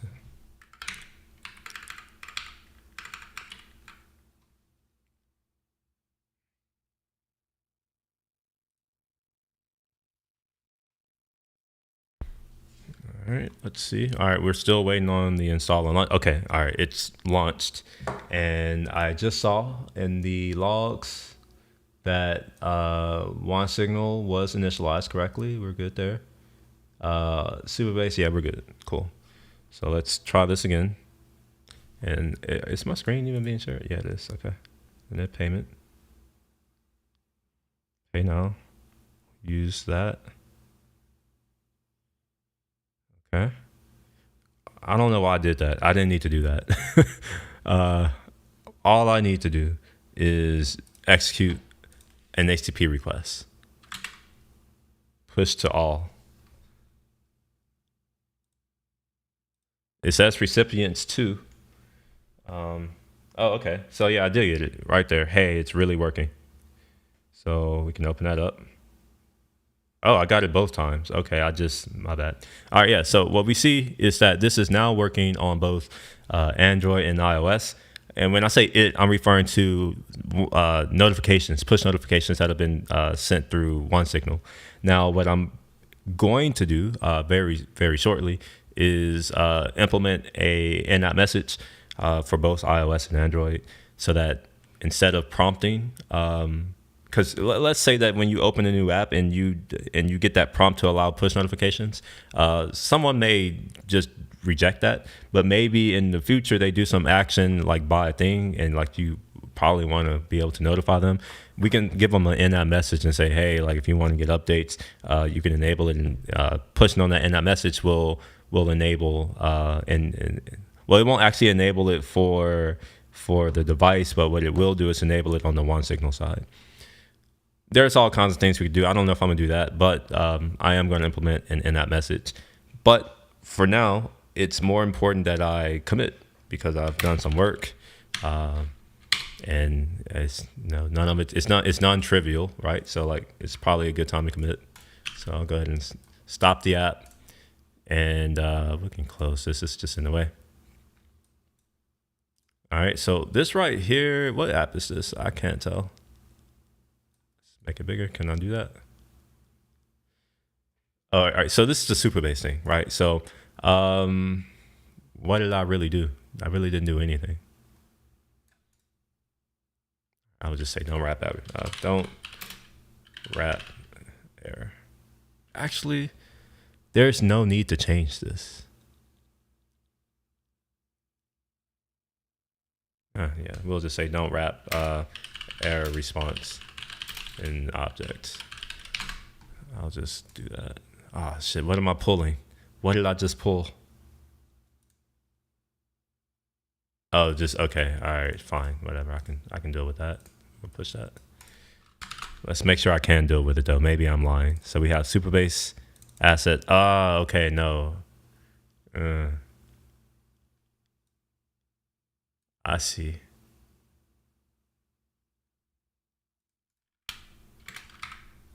So now we're gonna have Supabase, and then Supabase. Okay, whatever. I can tolerate it, but I don't enjoy it.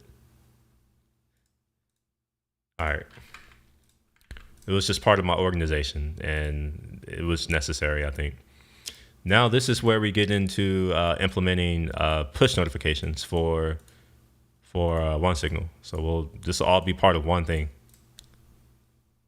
and except for this, right? So we'll say implement or integrate OneSignal.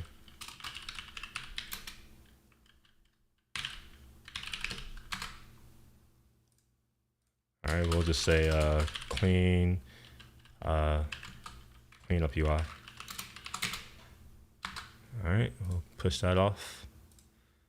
So that's Supabase and API, but there's also wait, no, man, hold on. Okay, never mind. All right, so the API hasn't changed. I haven't done anything with the API, so we're good. All right, cool. So I've now committed everything. We have OneSignal integrated. We have Supabase integrated. We have Stripe integrated, and we have like literally all the pieces put together. The only thing missing is I'm unable to get the Supabase webhook to call once something is inserted into the orders table.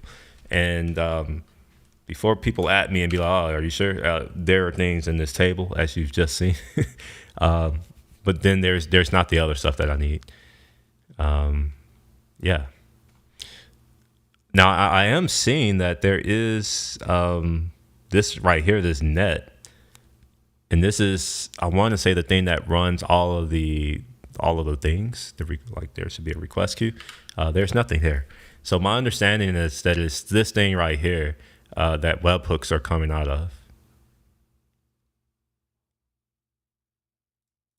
Yeah. So no request queue and no response.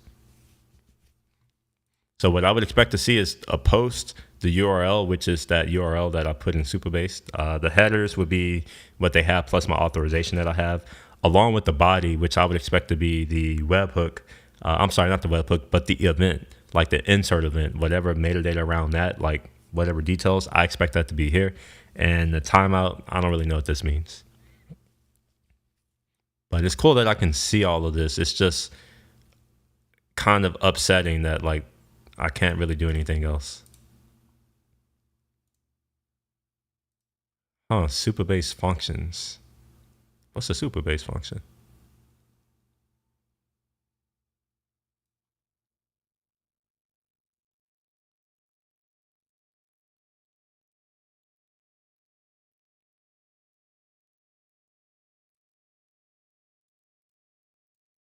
All right. Well, I don't really know what else I can do from here. So I'm going to take a break. I'll be back.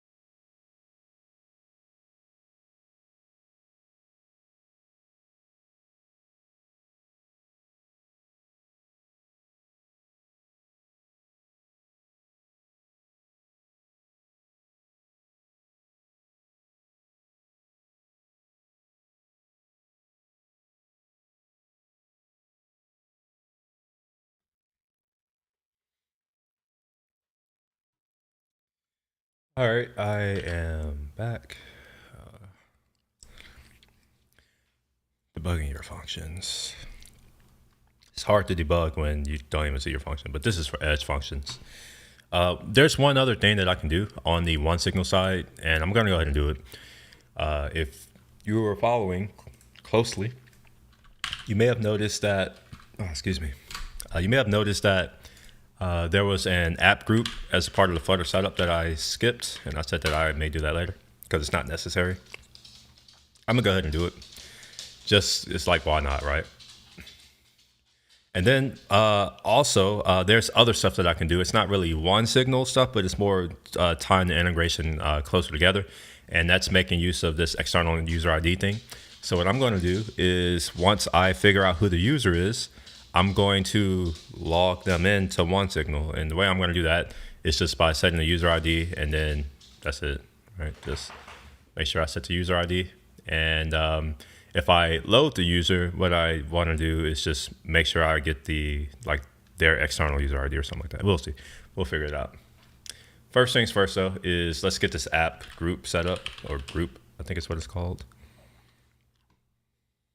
And this is only for confirmed deliveries, which I don't really need, but I want to do it anyways.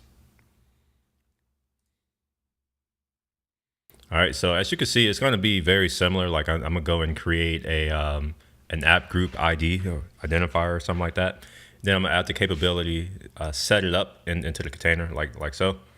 And then it looks like I need to do the same thing for the one signal runner. So, and this is so that the notification service extension can then update like your code so that it can then do whatever it needs to do. Then I need to do something in a plist, and hopefully I don't have to deal with any of that troubleshooting stuff. So let's get started. We'll open up Safari. I use Safari for all of this stuff mainly because I don't have a good reason, to be honest. That's just what I use. So we're going to come to identifiers, and then we're going to do app group, or app ID, app group. And this is going to be Supabase sample integration. And the domain name that I'm going to use is com1signal.devrel. And then I'm going to call this Supabase integration. And the reason why I'm setting it up this way is that like maybe I will create other apps that demonstrate other things in the future. I don't know. I just want to use the same thing. So we'll just say Supabase sample integration. All right, and just copy that ID. Close that.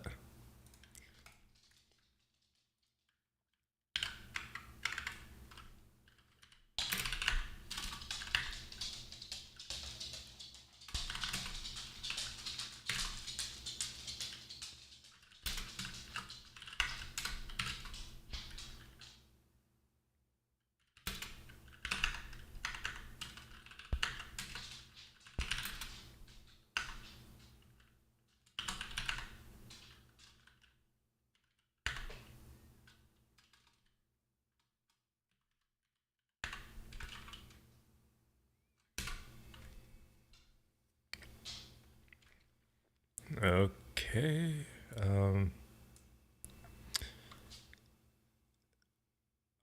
All right. Now I'm going to add this ID that I have over here into Xcode right over here. The way I'm going to do that is come to my runner, like so, this one, and then add a capability group, app group. I guess you have to press enter, I guess. I don't know.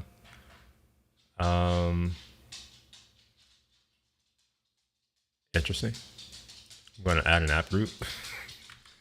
The one that should be group.com.onesignal.devrel.supabase, whatever. Cool. App group set. And now we've done this first part, that one. Now we need to do the same thing for the second part.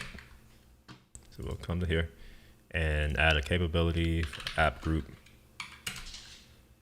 And I was hoping it would just pull it, but it didn't. We'll paste it in here. It's going to do some work, and we're good. Now we're done with the second one. Now we got to come to whatever this is. And wait, hold on. This step is only required if you don't want to use the default app group name, which is group your bundle ID one signal. Okay. I kind of want to use the default. What is my bundle ID? I actually don't know. Supabase sample integration. Oh, dang. Yeah, this is literally what I want to use.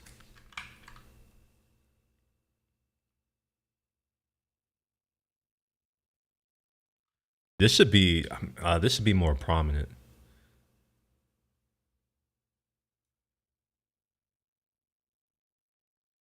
Yeah, this needs to be more prominent. I will update this soon. This step is only required if you don't want to use the default app group name, which is group.yourbundleid.oneSignal. My bundle ID is this right here.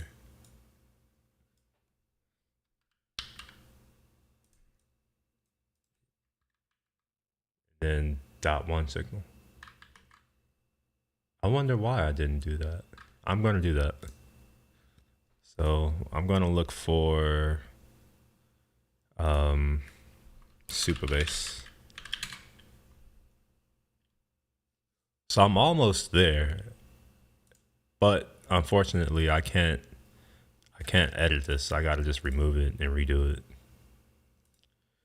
So app group, and that'll be group.com.onesignal.devrel.supabase.onesignal.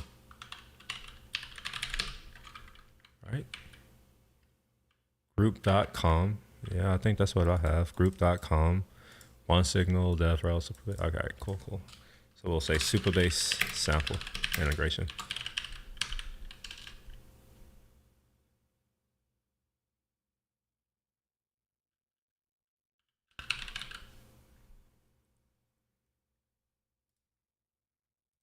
All right, we'll register that.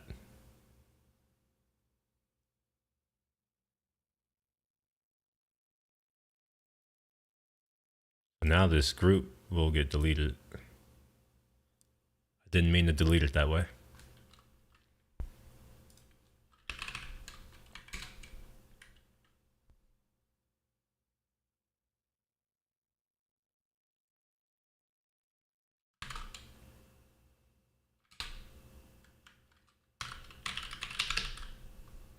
What is it doing? Is it like not done? This will confirm. Yes, all right, it didn't fail, so that must be it.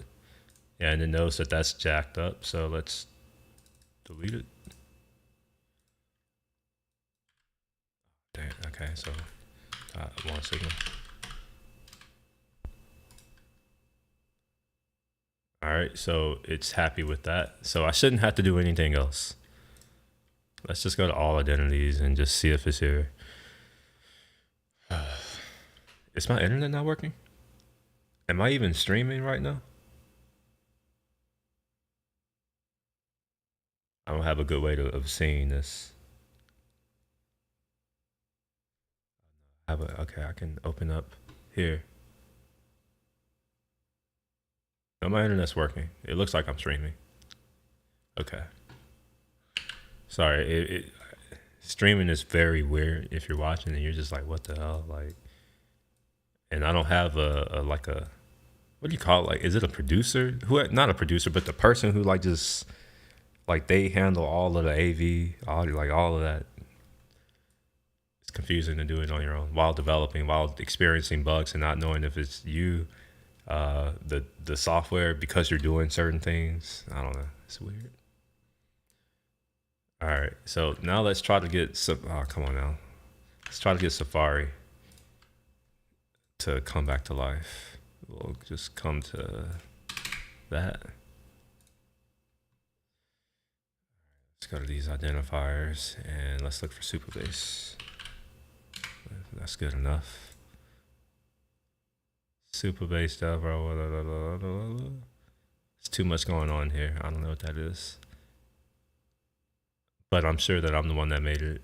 And I'm sorry if I deleted it off of someone else. My bad. All right, let's look for groups.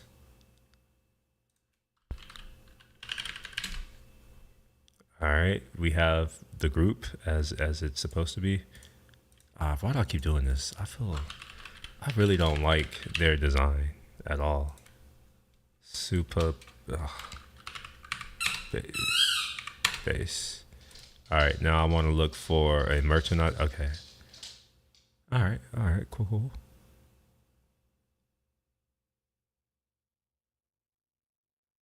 Do I have the merchant app here? I don't.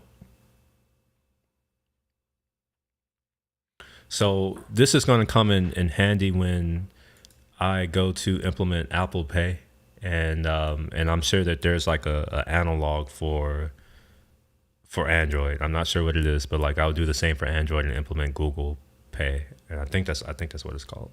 But for now, I don't need this, so I'm gonna delete it or not. I'll just move on. Okay. So let's go to my instructions and see. So I don't have to do any of this because I'm done at this point.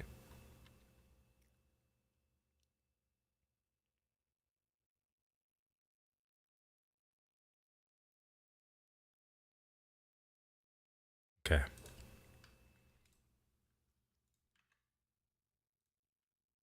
I'm gonna do a build, and it's gonna go to my iPhone. That's that one.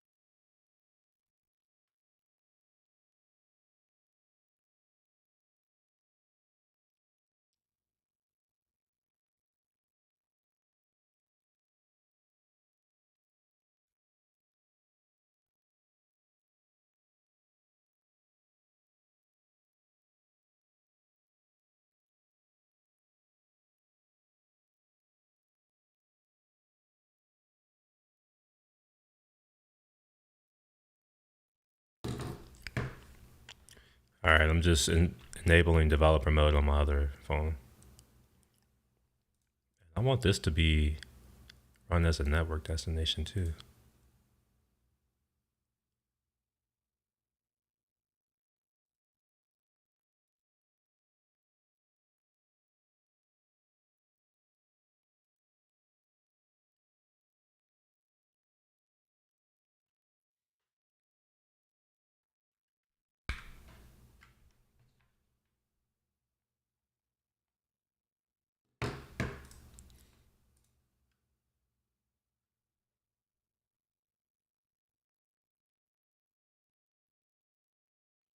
All right, I just enabled developer mode.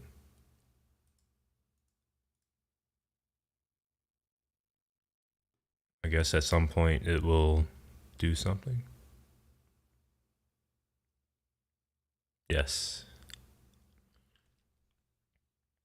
All right, so while that's been happening, the app has built and it's running on the iPhone, on like this iPhone, the big iPhone, the older iPhone. All right, so I'm gonna do the single step, and honestly, I shouldn't even need to do anything else from here. But I think all I need to do is open up Paw, because I want to confirm that I haven't broken my one signal integration. So I'm gonna send a message, and it says that 2 recipients got it. Maybe I should have routed the audio into the stream, but I have the notification here. All right, so go ahead and click that open. All right, I'm also going to go ahead and initialize a new payment and select the one. All right, so that went through, and I was hoping that like it would just magically work. Supabase. So Supabase is supposed to basically send an event on insert through a to an endpoint. And that endpoint that I selected was my edge function that says push to all subs, right? Like, and this is just like a catch-all right now so that I can test this easily, but it's not actually calling this edge function, which means that the event isn't actually being called, or at least the webhook event isn't being sent. So yeah, unfortunately. Anyway, so app groups are now set up. Those are working. And yeah, we're good on that. So let me go ahead and commit, because that's a good place to commit. And we'll just say add app group iOS.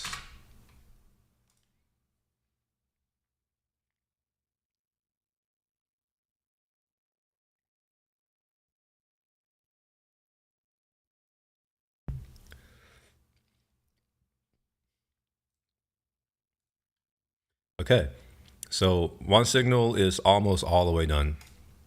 And the reason why I say almost all the way is because now we see here that we're getting off, right? Like we're initializing state. And whenever this happens, we want to do something, right? So we want to like log in or log out the user or something like that into 1Password. So let's see what information we have on this user object. Oops. Okay, there's an ID. I think that's good enough. So I don't really know this language very well, so I'm gonna just call var. Hopefully I can do that. Yeah, so we'll say var, and then we'll say external ID. How about that? XT ID, EXT ID. We'll set it equal to that. Oh, I forgot. This is a semicolon language too, and that's also not just a problem. Oh, okay. So there may not be a user. So what we'll want to do here is say if there is a user here, like a user ID, then we'll just do that. So we'll say if x ID, then we're going to want to do something, and that something is so we're going to want to set external ID, external ID on user on one signal. Otherwise, we don't really care, right? Like we don't want to do anything on the one signal side. And the reason being is that if like they come in or something, actually this is interesting.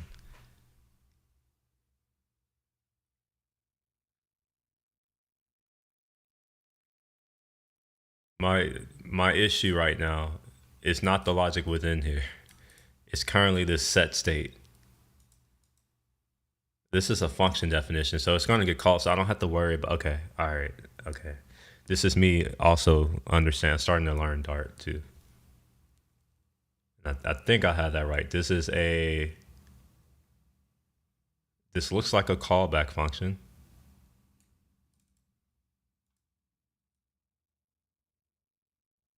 Okay, all right, so it looks like on load, whenever we call this get off, we're going to try to load something. And then we're also going to hook into any change events and do the same thing. So the same logic I want to duplicate. That's kind of what I was trying to figure out. Okay, now why is this upset? Okay, so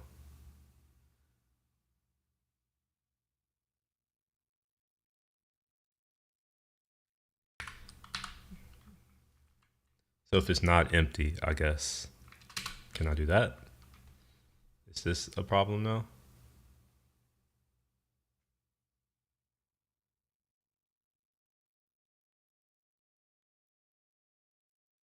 Null check. Okay, I can do a null check. Or is that not a null check?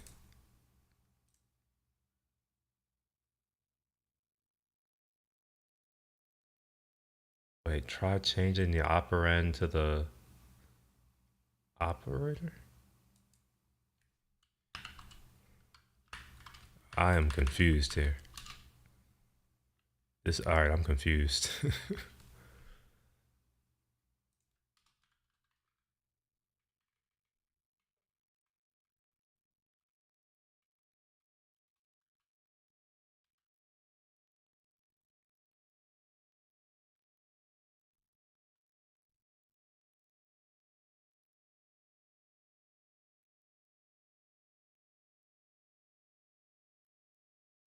Can I do not equal null?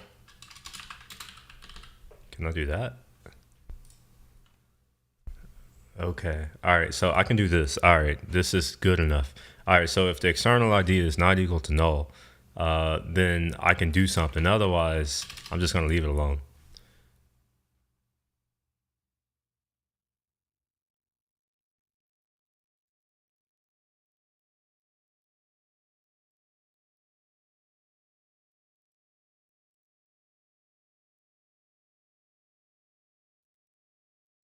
So I think at this point, ext ID is actually the thing that I like. It's actually the thing. I think. No, it's not. That's interesting. This is wait. So if it's not equal to null, then like it should not be equal to null here. Why do I don't understand why I still need to, like, why is this saying that it's a maybe string? Or no, wait, is it type string? All right, I'm confused. All right, let's say let a equal that. Okay, I can't do let. Can I do var? Okay. What type is a? Oh, it's string. Okay, all right, so, all right, I'm just not used to these tools, I suppose. Okay, so this actually is the thing that I would expect. So what I'm going to want to do here is call into the one signal stuff. So I'll just do this one signal dot shared. I'm assuming I have to do that. Not sure why. I will figure out one day.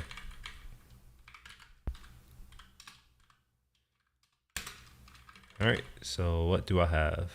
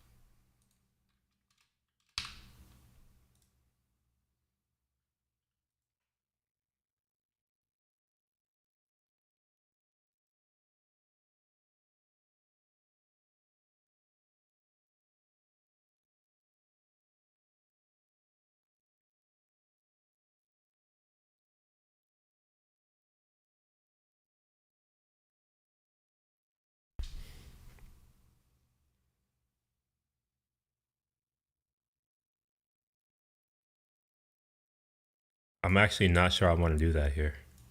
Do this here. Now that I think about it,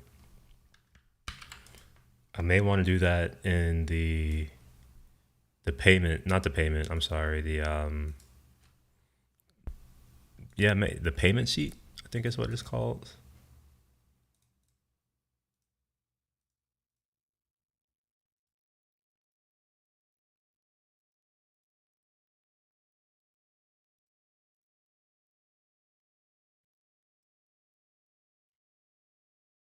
Gosh, this is really hard for me to navigate.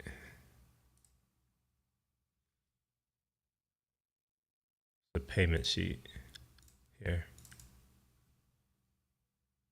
Uh, Wait, what?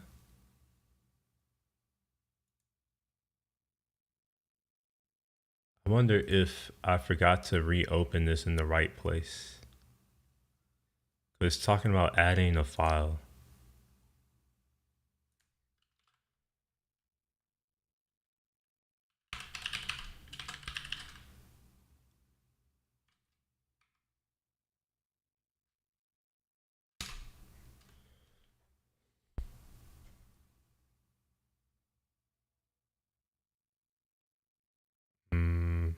This isn't what I want. It's the profile.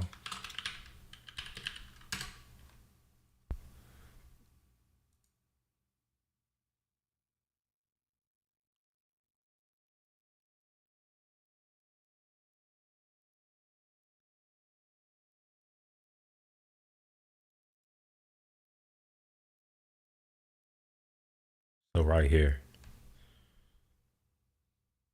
whenever they save their account, which I think is only shown on sign up, then I want to do that.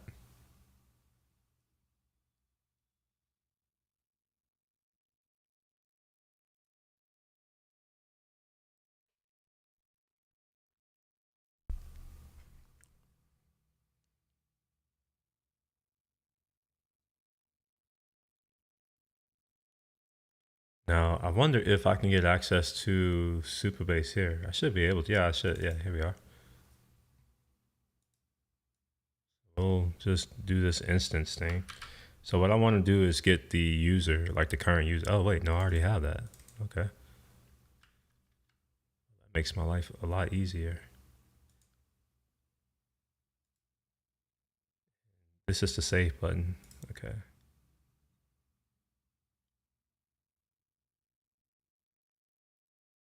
All right, so from upsert.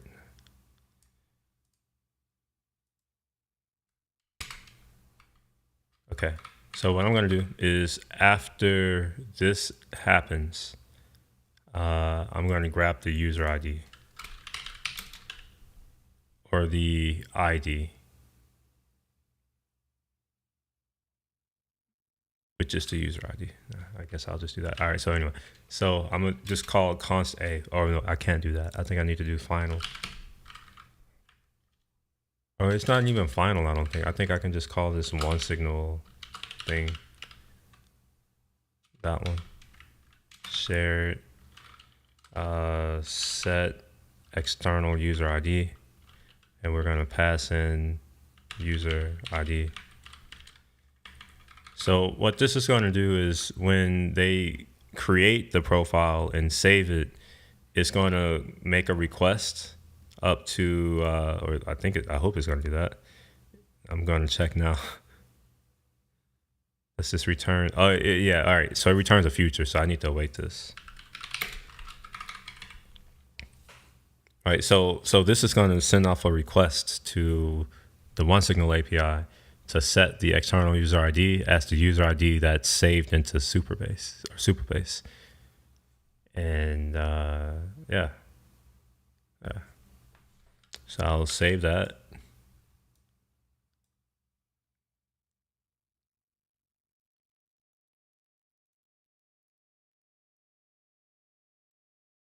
And let's do this on not iOS. Let's use an emulator. So I'm going to go back to here and stop it.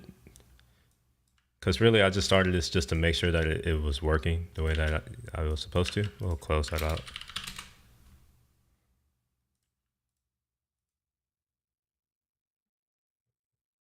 Do I have a meeting?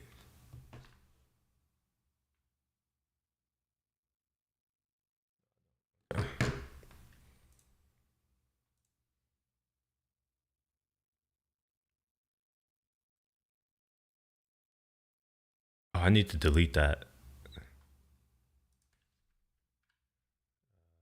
Go to main.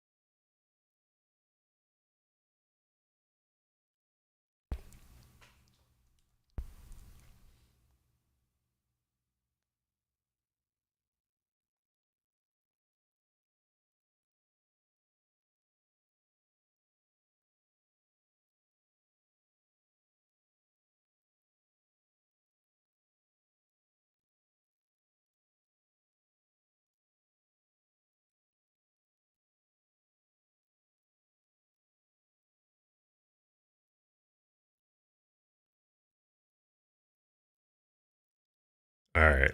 So what I'm expecting to happen, maybe at this point, it'll be good to open this up, users.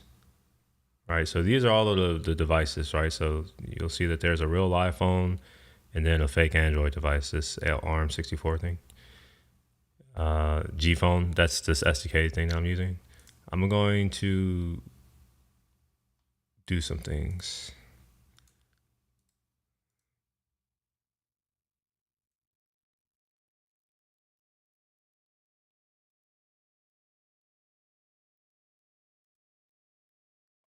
Ooh, what was that? What was that? What time is it? 1:14:35. Okay. I need to remember that. I need to report that. Usage duration, sessions for I do care about that. Device, subscribe channel, player ID, don't care about rooted. Language code, don't care, don't care, don't care. Channel. I'm not gonna do anything. I'm just okay. All right, that's a bug. All right, I didn't do anything. They just select themselves. I don't know what's up with that.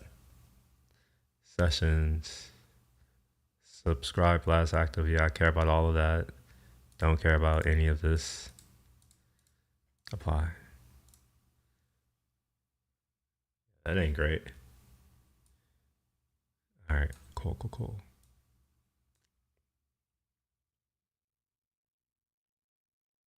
Ah, wait, there's also the allow thing too.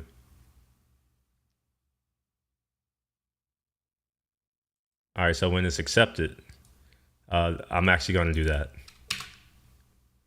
as well.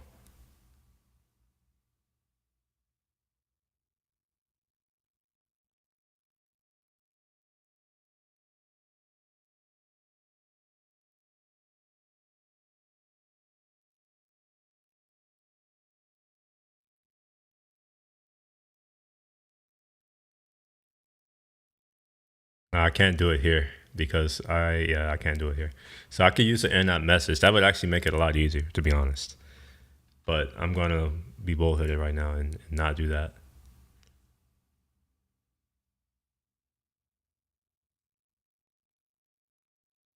All right, I'm gonna go ahead and click allow for now.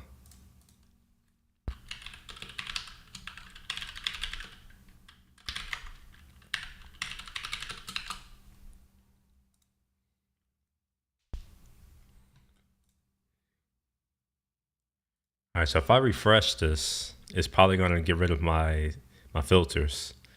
But I'm gonna do it. I'm gonna try it anyways. It didn't. All right. See, that was yeah. I shouldn't have said that because I was wrong. But it is coming up as a new device. It's interesting.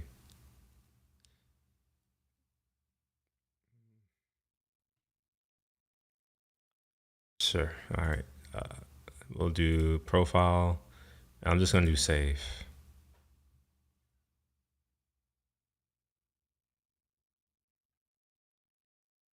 That took a long time.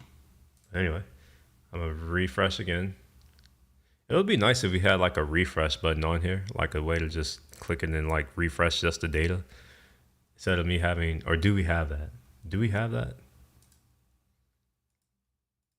No, I'm pretty sure we don't have that. We need that. So, man, look at me getting my feedback in for today. I'm not seeing what I need to see. It's external ID. Okay, there we are. Cool, cool. Never mind.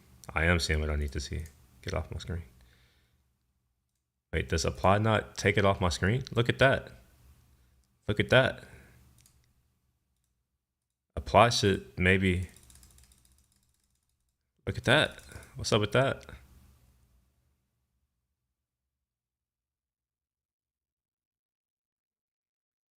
All right, anyway, I'm gonna stop playing with that. All right, cool. So now I have the user ID, the external user ID.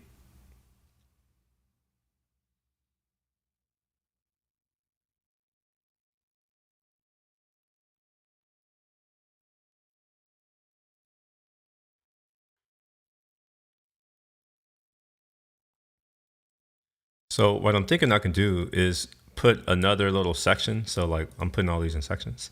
So I can have another section that that's like consent, like one signal consent, or not, or push notifications consent, or something like that, where once they tap it, it'll pop up an in-app message. I can have it where it'll do that, where it'll show an in-app message, and we can ask, like, do you want these notifications? And like, if it's yes, then we can create the thing, the external user ID. We could do that.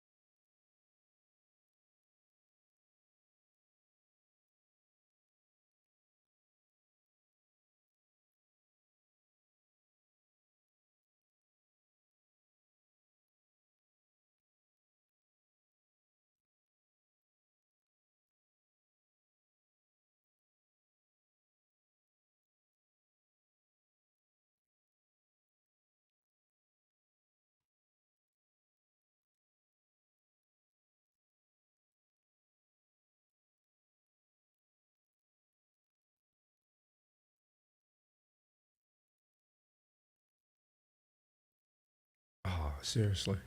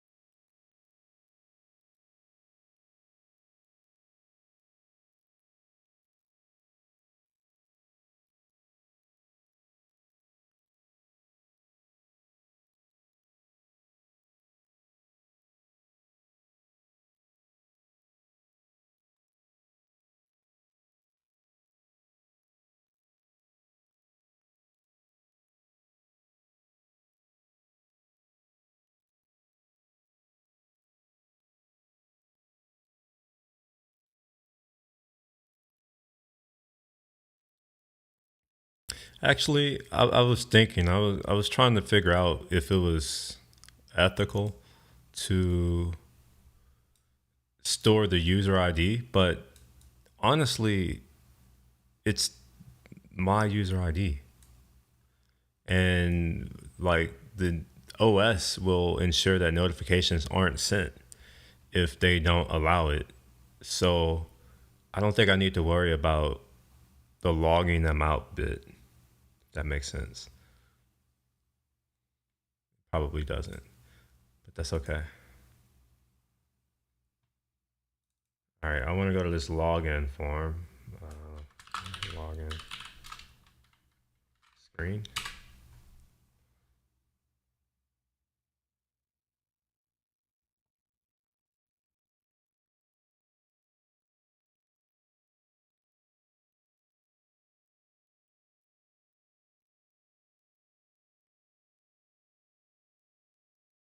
So what I'm going to do instead is whenever someone signs up, that's when it's going to run. And it's okay that I've created it now because it's going to be the same one. That makes sense. Where did I put that code? It wasn't in payment screen. I think it was in profile.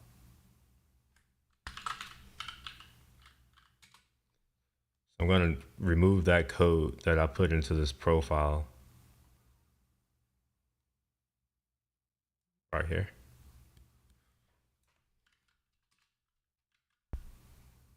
And I'm going to instead put that in the sign up button right there. So after this runs, we'll run this. And I'm going to hope that this returns some type of object that I care about. I'm going to call it A for now. Oh, wait, I can't use that. I have to use this. A is an auth response. Okay.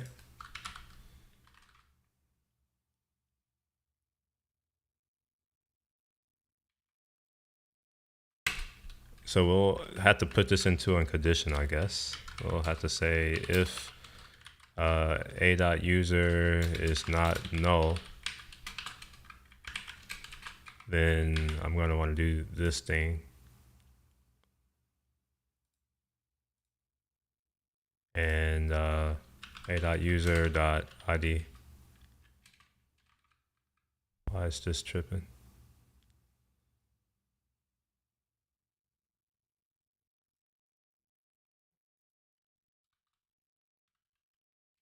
Can I do that?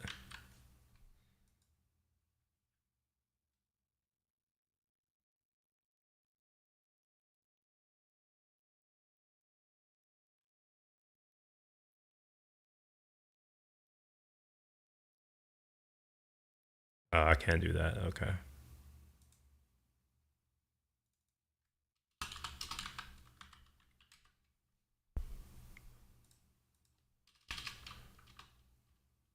So I don't understand this. Like, why can...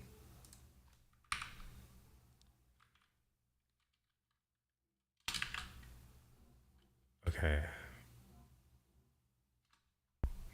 So is the ID always optional? Is that it?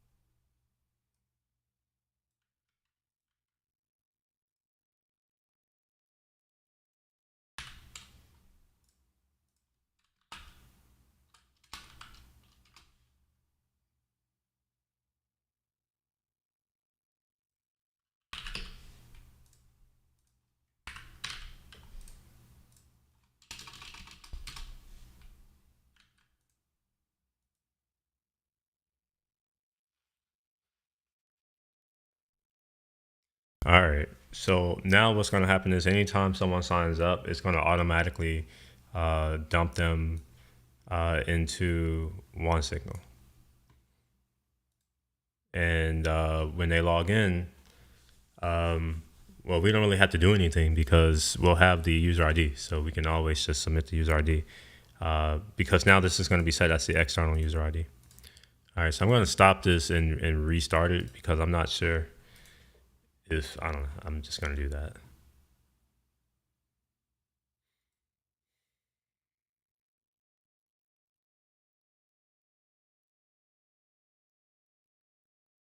And I suppose I can give this a better name. No, I'll do it later. All right, so I'm going to log out, sign up.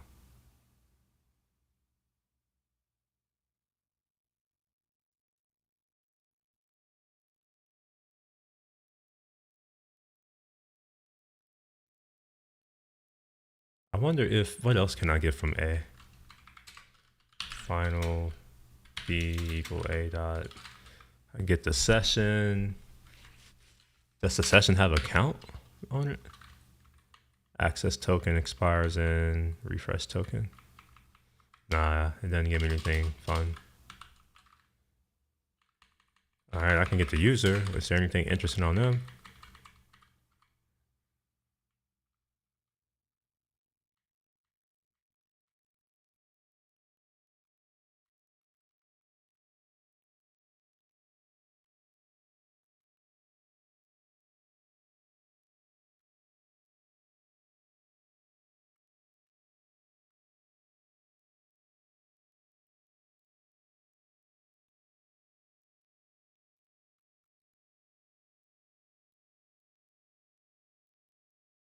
So what I may want to do also is check one of these dates or something like that to use that to infer if the user is a new user, like if it's their first sign in.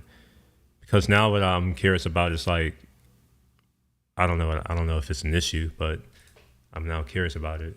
I can't articulate it right now because I'm thinking about something else. All right, let me sign up.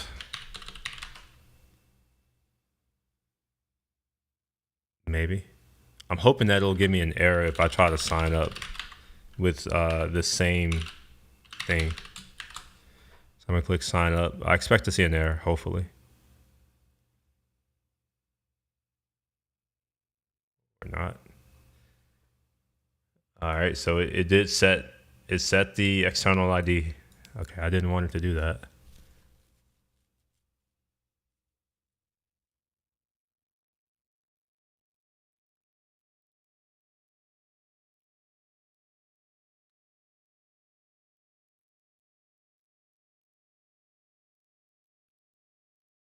So I think what's happened is I need to have some type of I need to have navigation. Is that what I wanted to do? Hey, actually, I don't know what's going on. Maybe I need to navigate to the actual app. So I think I closed it. No, I didn't. Gosh, this is all right. Now it's closed. Now I think if I open it again, it should be logged in. Maybe. I remember that working last time though, so I'm kind of confused.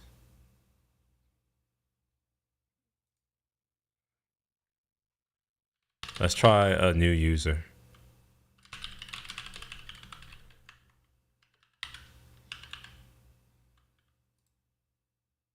All right, sign up. Wait. Oh shit. Okay, 6 characters. Fine.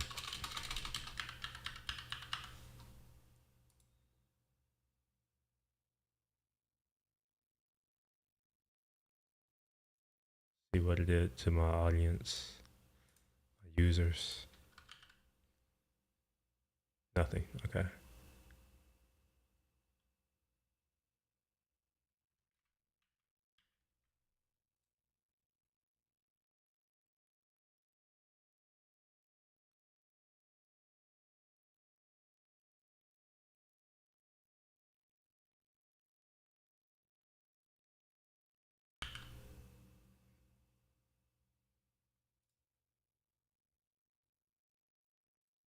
All right. I'm not really sure why it's not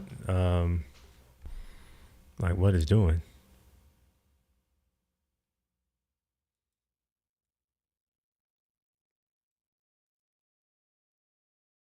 I wonder if I need to return.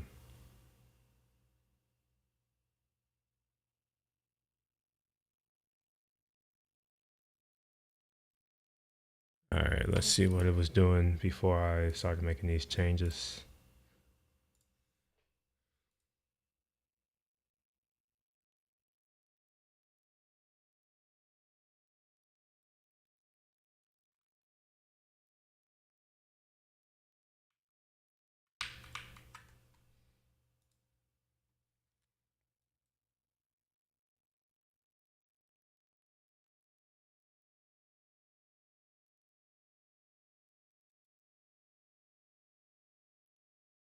I wonder if it's because I am awaiting.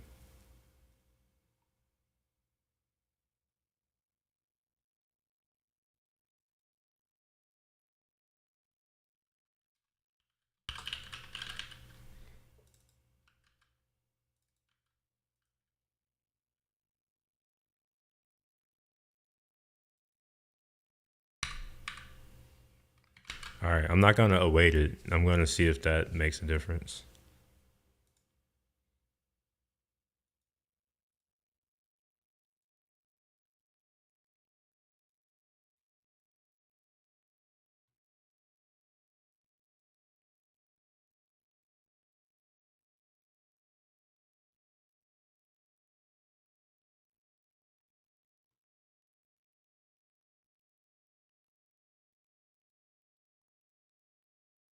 Wait, what is it doing?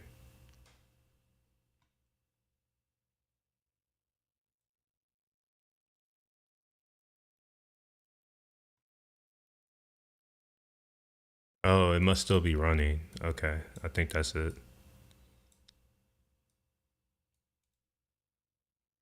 Okay, fine.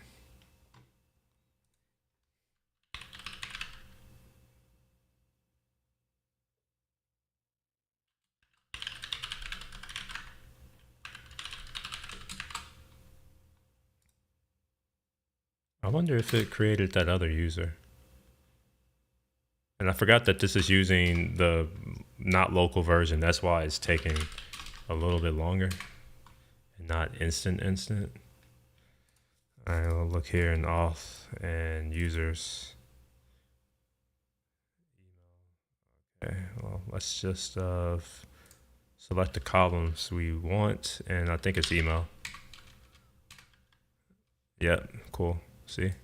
So it did create that other user, but maybe me awaiting has something to do. I don't know, but I'm no longer awaiting, so hopefully it'll just work. I'm gonna log out and try that again.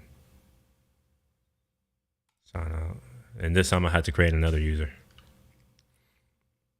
And I really need to have like this do the thing because it's not doing the thing.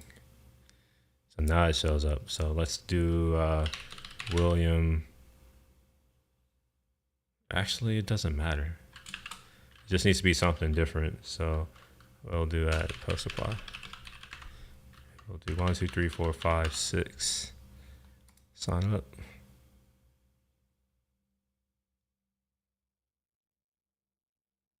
So at this point, I would expect it to like have done the thing. And indeed it has, because if I come here, it shows up. So for some reason, this isn't doing what I expect it to do. And the reason why I expect that is because I have this thing right here. This Supabase instance client auth.on auth state changed. And then we're gonna like set the user to be that. So my assumption is that once that user is changed, this widget is gonna rebuild. And it's gonna note that we have a user now, it's no longer null. So we shouldn't even, like, I would expect it to just do this, but it's not doing that right now. It's just hanging. Is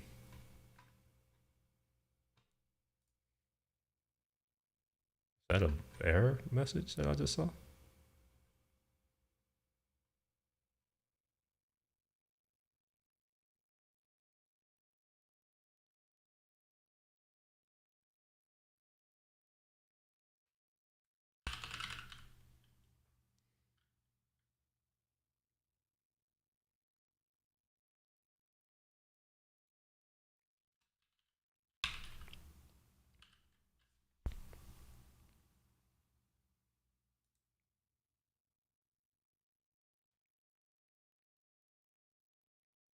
failure doesn't look great.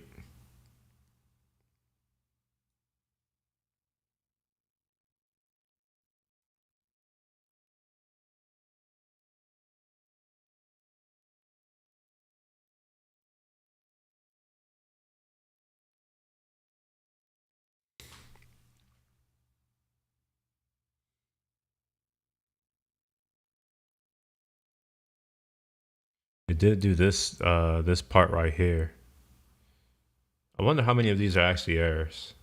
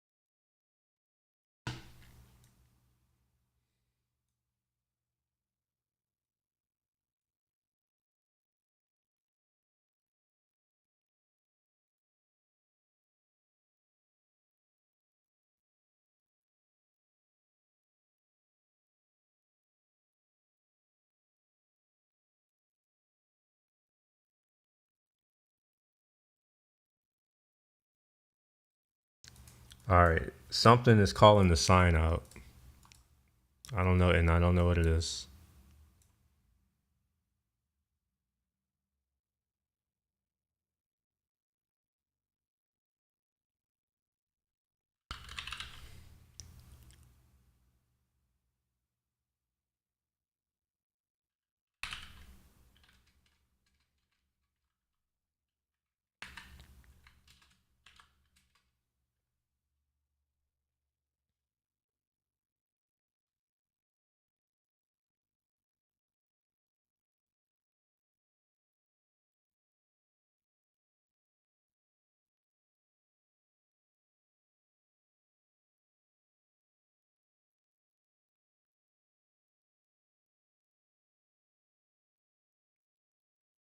All right, this is the issue.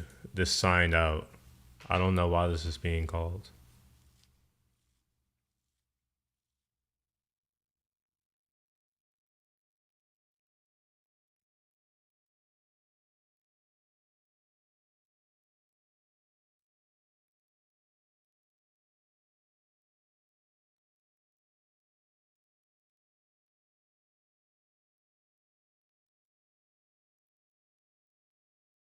Well, even if it were a sign out, which is what this is saying, I would still expect the login form to show up. But it's not doing that.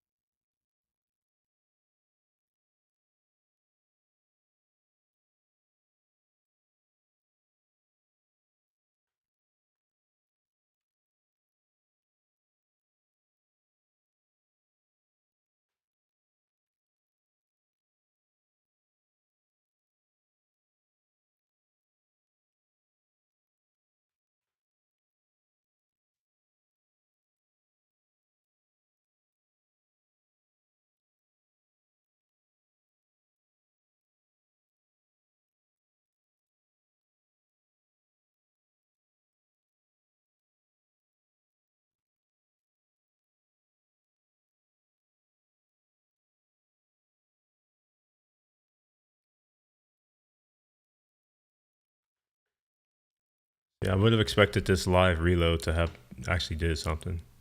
Wonder if I can set state myself.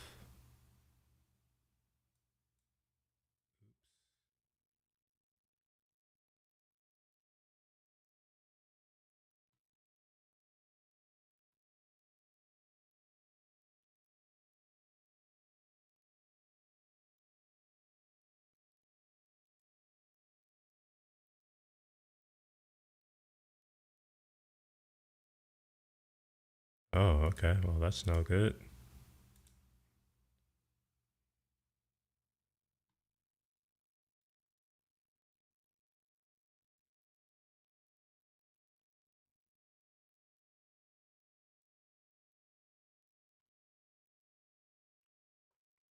Try it again.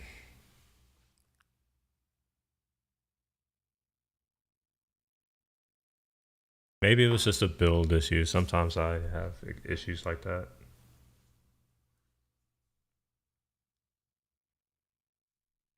All right, so we're good there. I'm going to go ahead and attach the debugger.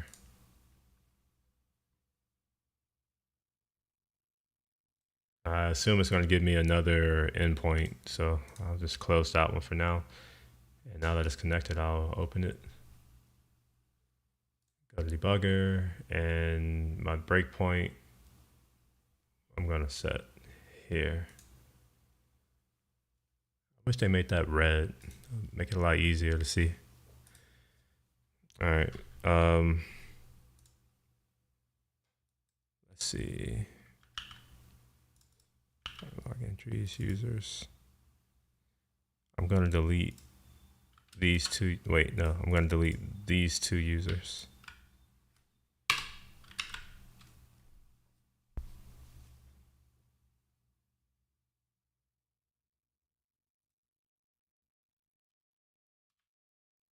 Wait, is it not going to offer to delete all the other things?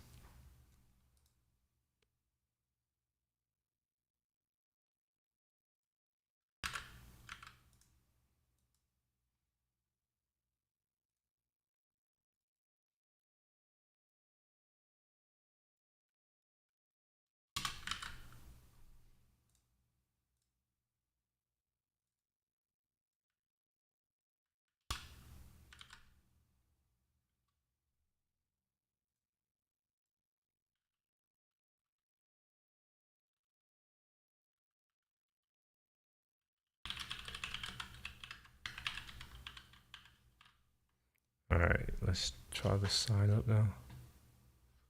Does my breakpoint get hit?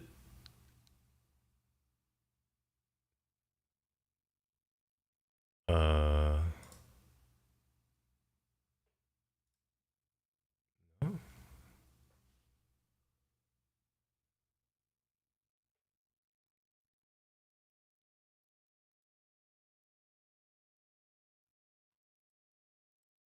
I'm a bit confused. This didn't get called.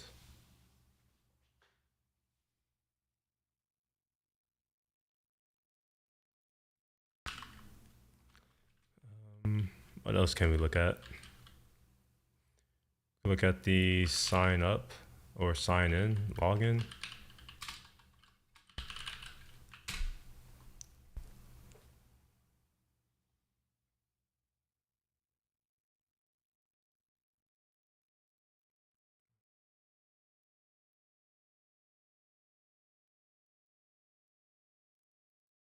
These lines here that I may want to have a peek at.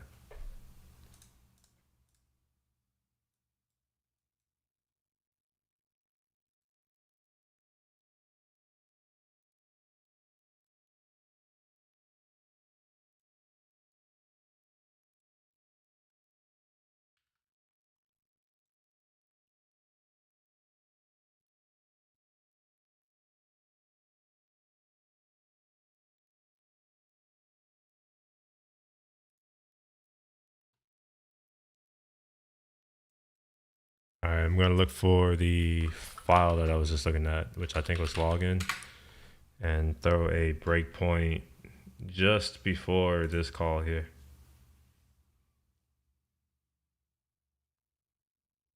I noticed that it's calling that, like it's actually, man, I don't know.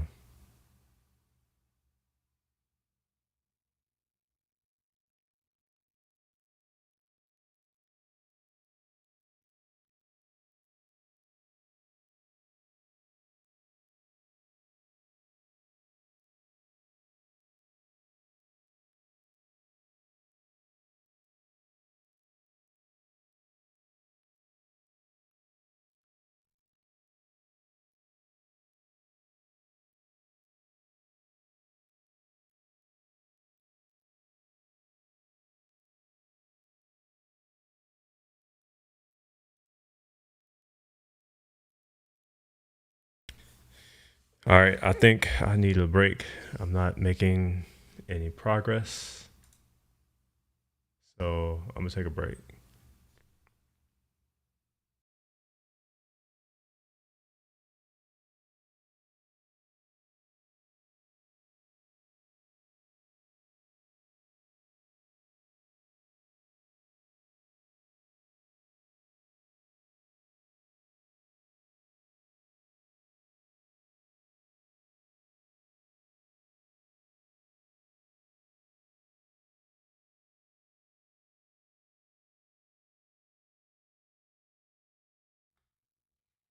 Actually, I'm back. I just realized something. I don't know. All of a sudden, I got all of my emails on my iPad all of a sudden, and one of the emails that I got. Let's see if I can share my screen. Can I do that? We'll see. Let's see if I can share the iPad. It's looking like it's not gonna work.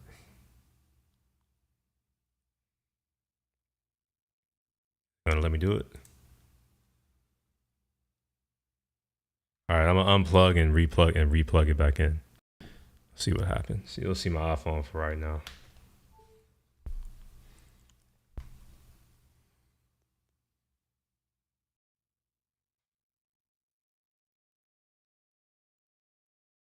Mhm. All right, still not showing. I don't know why. Yeah, I don't know why, but maybe I can show the email another way. Let me switch back to my screen.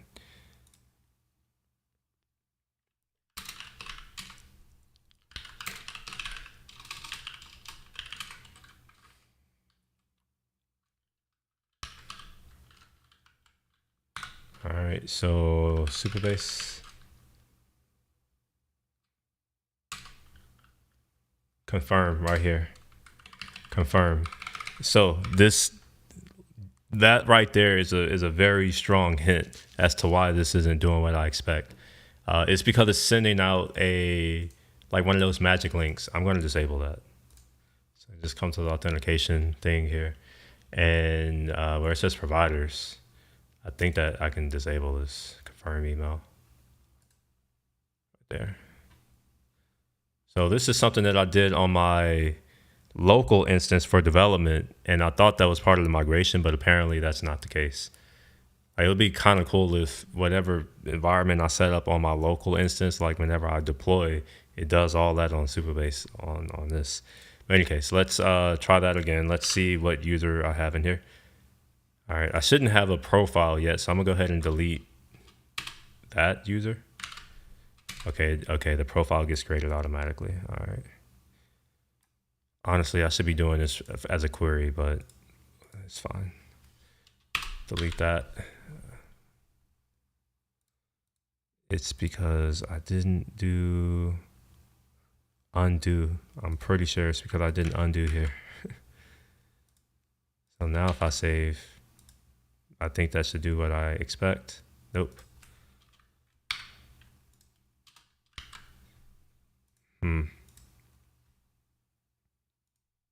All right, drop table, if exists, auth. Oh, wait. Orders, profiles. Profiles, oh wait, no, I don't want to drop the table. Gosh, what do I want to do? I don't even know what I want to do anymore. I forgot what I'm trying to do.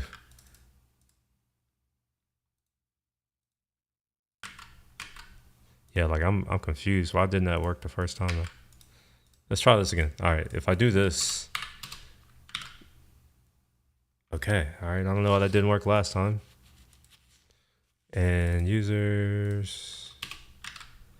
All right, cool. So the reason why I did that is because I want to sign up, but I wanted to be lazy and use the same password or same email. And honestly, this email doesn't even matter because it's not even a real email. But anyway, let's do 1, 2, 3, 4, 5, 6, and then sign up. All right, it hits my breakpoint this time. That's good. I'm not sure how to. just do resume program. Okay, there we are. Cool. That was the problem. So now if I come to here, I should have external user ID. And if I come to here and I add the ID, for instance, ID, we'll see that it matches 675FE. All right, so this is our like user ID here, and we could do other things too, like the customer ID and all that kind of stuff, but I'm not gonna do that. We'll use like our internal IDs. All right, and I want to delete this user.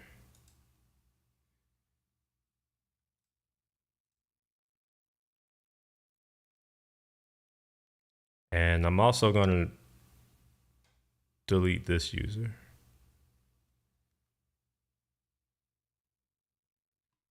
Because this is part of the sign up. So like I'm going to assume that you sign up to this app separately, but maybe we want to have a login, right? Like where we do the same thing in the login.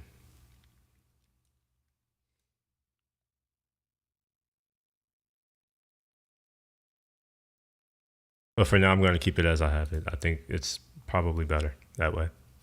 So what I'm going to do next or later is create a new function that looks very similar to the one that I currently have, where it's sending to all push. Hold on, let me open that up.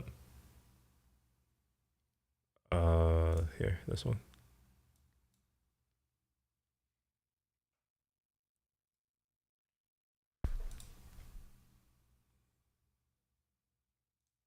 So I'm going to basically have this function, except I'm also going to add, wait, one second.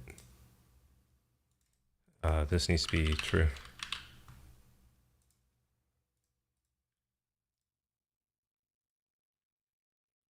All right, so I'm going to add, instead of this being included segments, I can set the external user ID for who I want that to go to. And I will show that right quick. I'll go to documentation site, documentation, I'm tripping.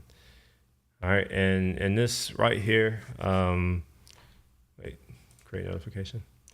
We can set the external user ID. External user ID. So here, include external user IDs. Now, what we could also do is save the one signal profile ID in the database, right? Like we can also do that if we wanted to.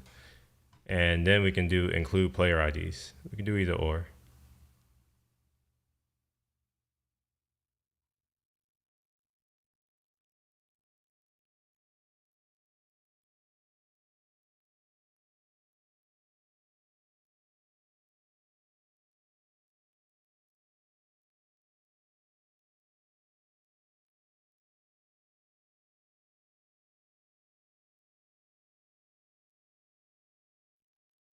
So this is mostly a choice that I get to make. Where do I want to store this information? And I think it's probably a good idea to store this information in the profile, right? Where it's just like, what's their player ID? What's their one signal ID? Alternatively, we can just do include external user ID, which that's what we have set here. So once we get a user, we would just put in brackets this user ID here. And then we can do things like send a message to only them. So almost all of this will remain the same. So I may actually extract out like this as a function and then pass in a function that does the things that I actually want to do. Most notably the filtering, right? So I can pass in a filter. Well, this isn't a function, but like let's assume that I wrap it and return a function that is this. I can pass in a filter function that takes in a notification, and then like you do these things here, right? I can do that. But the point is that it will be almost identical to this except this line here.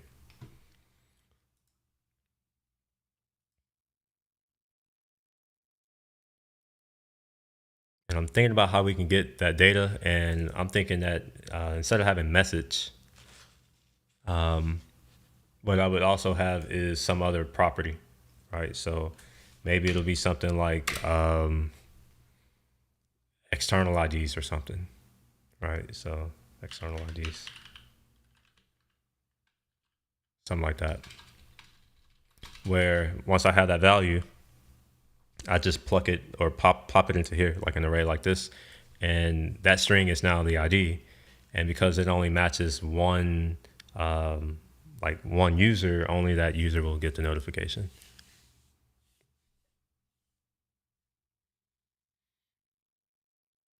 Now the question is, do we have, I think we have indexes on this, so it should be just as fast. So I'm going to use this because it's the path of least effort, and I prefer that. Now, like I said earlier, I'm gonna go take a break. I just wanted to share that like I found a way to unblock myself, which was to do what I did. I've already forgotten what I've done on the Supabase side, but I'll be back.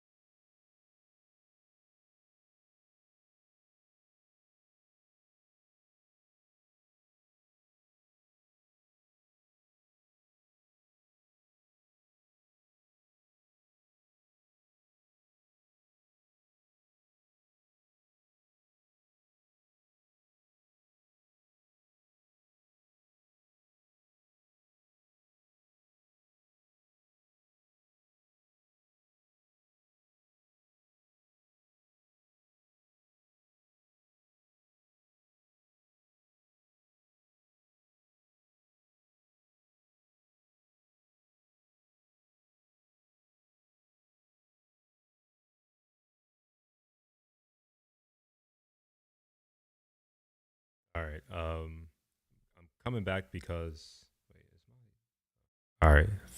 I had my mic padded. Coming back because I just realized my camera's off too. My camera was overheating, so I needed to turn it off for a bit. But I now have to do some email work involving what I'm doing right here. Actually, um, hopefully, I may be, yeah, I may have a little bit of help coming. So I need to do some external communications. Hopefully, you get my drift. And what I need to do is end this stream because I actually had a reproduction of the issue in this stream. But in order to share it, I need to end it so that I can publish and then I can share the link. So I'm gonna end this and then I'll probably come back maybe a little bit later. It's 2:30 now. I mean, if I'm back by 3, then I'll be back. But if not, then I'm probably just gonna have sound work. Anyways, I'll potentially be back later. But for now, I'm gonna end. Peace.